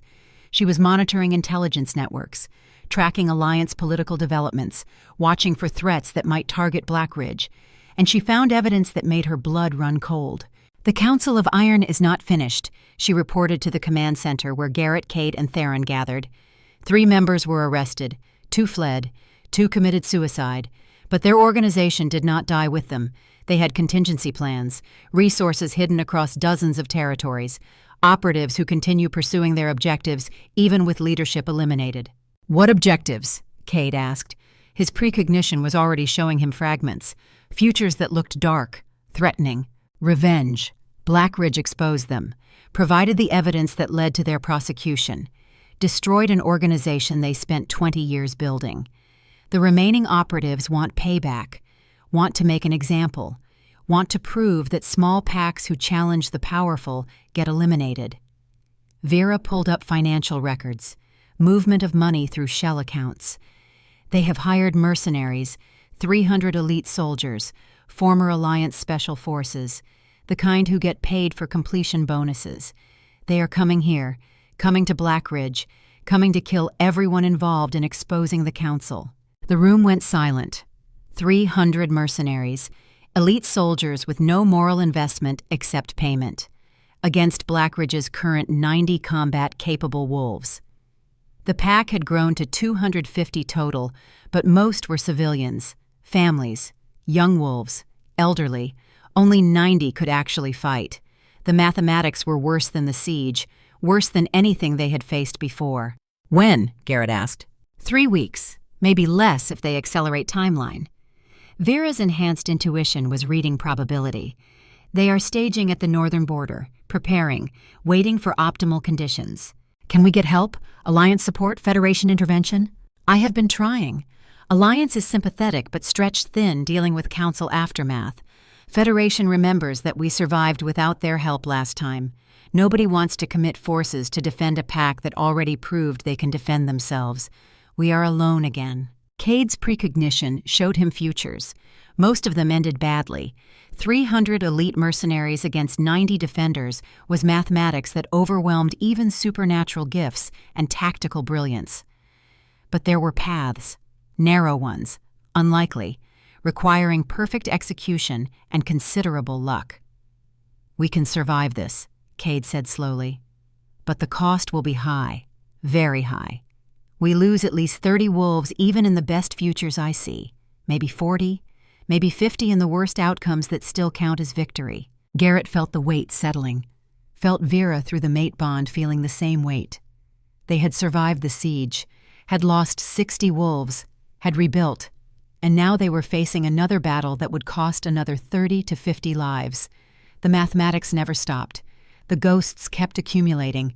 The price of standing against power kept being paid in blood. "Then we prepare," Garrett said. "We have 3 weeks. We use them. We design defenses that maximize our advantages. We train every combat-capable wolf.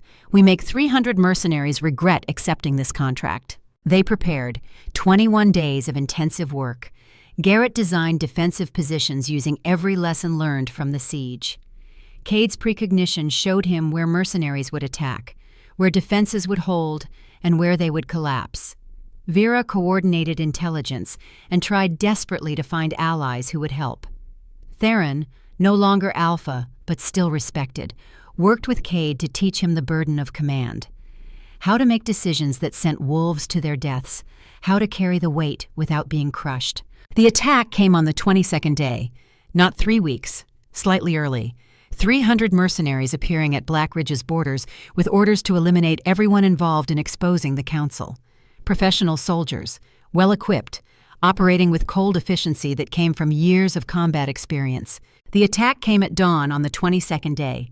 300 mercenaries hitting 3 fronts simultaneously, professional, coordinated, operating with the cold efficiency of soldiers who had done this dozens of times. They expected resistance, expected casualties, but they also expected victory because mathematics said 90 defenders could not hold against 300 elite operators. They were wrong. The first wave hit prepared positions that Cade's precognition had shown him in visions weeks ago. Mercenaries advanced into kill zones designed specifically for their tactics, lost 40 soldiers in the first hour to traps and defensive positions that anticipated their movements before they made them, retreated to regroup, realized Black Ridge was not going to be the easy contract they expected. The second wave was more cautious, probing, testing defenses, looking for weaknesses. They found some. Every defensive grid has gaps, but every time they exploited a weakness, Cade's precognition showed Garrett the consequence, and they adapted before the attack fully developed. Moved reserves, reinforced positions, made 300 mercenaries fight 90 defenders who functioned like they could see the future, because they could. Garrett commanded from a wheelchair in the command center. The prosthetic leg had failed during the first engagement. Stress fracture where metal met damaged flesh. He had felt it snap, had collapsed, had been carried back to command center by wolves who refused to let their war commander die on the field. Now he sat, immobile, dependent on others for movement. But his mind was sharp, his tactical brilliance undimmed by physical disability. And he had Vera. The mate bond let them coordinate in ways that normal commanders could not match. Vera was on the field leading combat teams. Garrett was in command center directing overall strategy. But through the bond they shared consciousness. He could see through her eyes, feel her tactical assessments, coordinate troop movements while she executed them. 2 wolves, 1 unified command.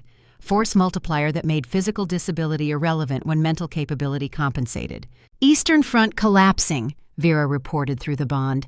Not speaking, just thinking and knowing Garrett received the thought instantly. 20 mercenaries concentrated there. Our position has 8 defenders, cannot hold more than 3 minutes. Garrett saw it through her eyes. Assessed, calculated. Pull back to secondary line, let them advance into the false position, trigger the trap when they commit. She executed without verbal acknowledgement. The bond carried understanding faster than speech. 8 defenders retreated. Mercenaries advanced thinking they had broken through, committed 20 soldiers to exploitation. Then Garrett triggered remotely detonated explosives that collapsed the false position and killed 15 of the 20. Mathematics shifting. 300 becoming 260, 260 becoming 245.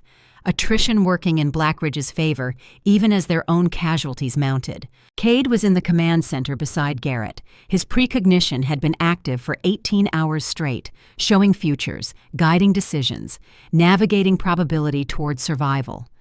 But the gift was breaking him. Blood ran from his nose in steady stream. His eyes were completely bloodshot, red from burst vessels. His hands shook so badly he could barely hold a stylus to mark tactical maps. The visions were fragmenting, splitting, showing too many futures simultaneously until his mind could barely process which timeline was real and which was possible. "I am losing it," Cade gasped. His voice was wrecked. "Too many visions, too many futures. Cannot tell which is happening and which might happen. The gift is fracturing, breaking me." "How long can you hold?" Garrett asked.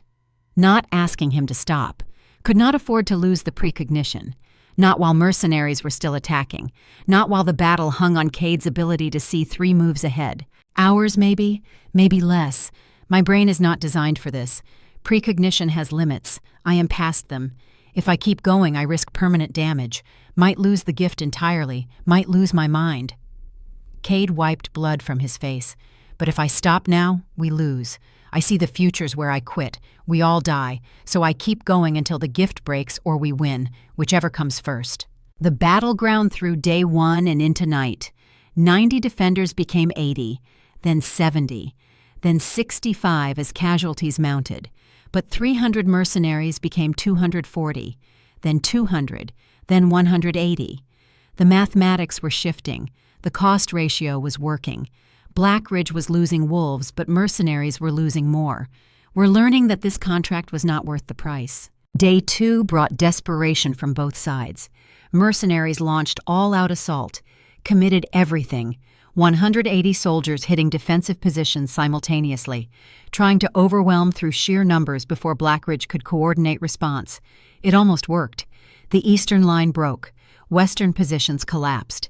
65 defenders contracting into a circle around the command center, where Garrett commanded from his wheelchair, and Cade bled from his supernatural gift, and Vera coordinated last-ditch defense through the mate bond. But the mercenaries made a mistake. They concentrated too tightly, packed together in formation that maximized their numbers, created target density that made artillery brutally effective. Garrett had been saving the heavy weapons for exactly this moment, for when mercenaries committed everything and created opportunity for devastating response. Now, he said to Vera through the bond, she triggered the artillery, shells that had been carefully positioned, carefully aimed, waiting for the moment when mercenaries were packed tight enough that maximum casualties became achievable. The explosions were catastrophic. 50 mercenaries dead in 30 seconds. 180 became 130, then 100, then 80 as defensive positions that had appeared collapsed, suddenly activated and caught mercenaries in crossfire. The mercenary commander called retreat, had lost more than half his force, had achieved nothing except proving that Blackridge would not die quietly. His contract was payment on completion. He had not completed, would not get paid, would return to his employers and report that 300 elite soldiers could not break 90 defenders supported by supernatural gifts and tactical brilliance that made numbers irrelevant. But Blackridge had paid too. 35 wolves dead, 20 wounded, 65 defenders reduced to 30, plus the wounded, plus Cade, who had pushed his precognition past breaking point and collapsed unconscious the moment the last mercenary retreated, bleeding from eyes and nose and ears, seizuring from neurological overload. His gift had held, had kept them alive, had guided them to victory. But the cost was written in his broken body and the question of whether his supernatural abilities would ever function properly again. The mercenaries were professional, but they were not prepared for what Blackridge had become. Were not ready for defenders who fought with tactical brilliance born from supernatural gifts and desperate determination. The siege had taught Blackridge how to survive impossible odds, had taught them that small packs with competent leadership could make superior numbers irrelevant through preparation and refusal to surrender. By the end of the second day, the mercenaries were broken, had lost 150 soldiers, had achieved nothing except proving that Blackridge would not die quietly. They retreated, withdrew, returned to their employers and reported that the contract was uncompletable, that Blackridge was too well defended, that the cost of victory exceeded any reasonable payment. But Blackridge had paid costs too. 35 wolves dead, 20 wounded. The mathematics Cade's precognition had predicted. 90 defenders reduced to 55.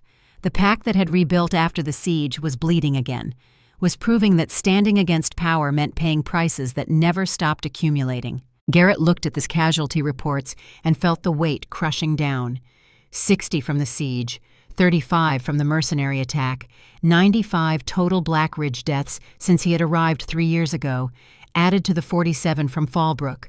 142 names total, 142 ghosts he would carry, 142 families who mourned because he had made choices that valued principle over survival. 3 years after the first siege, Blackridge held a memorial dedication. 142 names carved in stone, 47 from Fallbrook, 60 from the first siege, 35 from the mercenary attack. Every wolf who died so others could live, so alliance could reform, so democratic oversight could emerge, so Blackridge could become the pack of second chances that proved competence mattered more than genetics. 215 wolves gathered. The pack had grown again despite the losses. Refugees seeking the alpha who led through merit instead of genetics. Families attracted by the territory's reputation. Young students who wanted to learn from the academy that taught competence over bloodline. They stood before monuments that proved courage and sacrifice and determination mattered more than genetics ever would. Garrett spoke, not about glory, about cost, about the specific individuals behind the numbers, about Anderson, who had 3 children, about Blackwell, who played guitar, about Chen, who wanted to be a teacher, about 139 others who had been people, not statistics, who had families, dreams, futures that ended so Blackridge could continue. "We won," Garrett said to the assembled wolves. His prosthetic leg ached, but he stood anyway. Stood because sitting felt like surrendering to the weight. "We exposed council corruption, reformed alliance, built an academy, proved that recessive alphas and non-alpha leaders could guide packs better than genetics alone. We created something that matters, but victory is not free. These 142 paid the price. They deserve to be remembered not as numbers, but as wolves, as family, as the people we loved who are not here to see what they protected." He paused, the mate bond carrying Vera's support, her strength, her shared grief for wolves they both carried. "We honor them by building lives worth the price they paid, by making choices that value what they valued, by proving their sacrifice created something real, something permanent, something that justifies the cost." Cade spoke next. Alpha of Blackridge now, 25 years old and carrying weight that aged him beyond his years, leading 215 wolves, responsible for futures that would cascade from decisions he made today. "These wolves died protecting us, died so we could become who we are. We owe them memory, we owe them honor, but most of all, we owe them purpose. We owe them lives worth the price they paid, futures built on the foundation of their sacrifice. That is how we honor the dead, not just with monuments, but with the world we build from their gifts." After the ceremony, Garrett and Vera walked the perimeter together. The mate bond pulsed steady between them. 3 years bonded, and the connection was permanent, unbreakable, part of who they were. They had built something together, not just tactical partnership, not just romantic bond, union of souls that made them stronger together than either could be alone. "Do you ever regret it?" Vera asked. "The choices that brought you here? Fallbrook, the exile, losing your leg, all of it." Garrett thought about that. About 47 dead soldiers from Fallbrook, about 95 dead wolves from Blackridge, about 142 names he spoke every night with Vera beside him, about a leg he would never get back, about 3 years of exile before finding his mate, about a recessive bloodline that had failed to manifest when he needed it most. "Every day," he said honestly, "every single day I wonder if different choices would have led somewhere better, if I could have saved more, could have prevented losses, could have been the alpha my genetics promised instead of the recessive failure I became. But then I think about what I found here, about you, about Cade becoming alpha through merit instead of genetics, about the academy training wolves to value intelligence over bloodline, about 215 wolves living in a pack that accepts broken things, and I think maybe all those mistakes led me exactly where I was supposed to be." "Destiny," Vera said, "or dumb luck. I have never been able to tell the difference." He smiled, tired, real. "Either way, I am glad I am here, glad the universe brought us together, glad the mate bond waited until we were ready to appreciate it. So am I." That night, they spoke the names together, all 142, their nightly ritual, honoring the ghosts, ensuring the dead were remembered by souls who understood what they gave. The mate bond made it bearable, divided the weight, shared the grief, proved that some burdens required 2 wolves to carry. The academy had grown to 60 students now, wolves from across the territory seeking training from the legendary recessive alpha and his bonded mate, and the young alpha who led through precognition and merit. They learned tactics, strategy, the mathematics of impossible victories, the weight of command, the cost of choosing who lived and who became ghosts. Garrett taught them truth. Cade taught them futures. Vera taught them analysis. Together they built curriculum that other packs started adopting. Within 2 years, 5 neighboring territories had established similar academies, had started choosing leaders through demonstrated competence instead of genetic right, had proven that Blackridge's revolution was not temporary aberration, but permanent evolution. 5 years after Garrett had first defended Cade in that training yard, they stood together overlooking Blackridge territory. 3 wolves who had been broken and rebuilt. Garrett with his prosthetic leg and recessive bloodline and mate bond that made genetics irrelevant. Cade with his PTSD and precognition and alpha position earned through merit. Vera with her widowhood and enhanced intuition and partnership that made command bearable. "What do we tell them?" Cade asked. "The students. When they ask how to live with the ghosts, how to function knowing you chose who died." "We tell them the truth," Garrett said. "You carry the dead. You speak their names. You honor their sacrifice by building lives worth the price they paid. You do not let the weight crush you, because crushing means you stop functioning. Stop leading. Stop protecting the wolves who are still alive. The dead deserve to be carried. The living deserve your full attention. That is the balance. And when the weight becomes too much, you share it with mates, with trusted wolves, with anyone who understands that some burdens require division to become bearable." Garrett looked at Vera. The mate bond flared. "You do not carry alone. You find wolves who understand, who share the weight, who make the unbearable bearable through partnership." They stood together in the quiet. 3 wolves, 215 pack members, an academy training the next generation. A territory that had survived impossible odds twice. A future built on the foundation of 142 sacrifices. The ghosts would visit tonight. They always did. But tonight would be different. Tonight Garrett would speak the names with Vera beside him, with Cade listening, with proof that 142 deaths had purchased something real. The mate bond pulsed steady. 3 years bonded, and Garrett could not imagine existence without it. Could not imagine carrying the weight alone. Could not imagine navigating command without Vera's intuition and support and shared grief. The bond had saved him, had made him functional when isolation would have broken him, had proven that sometimes the universe denied you what you wanted because it was saving you for what you needed. Blackridge had become exactly what they had fought to create.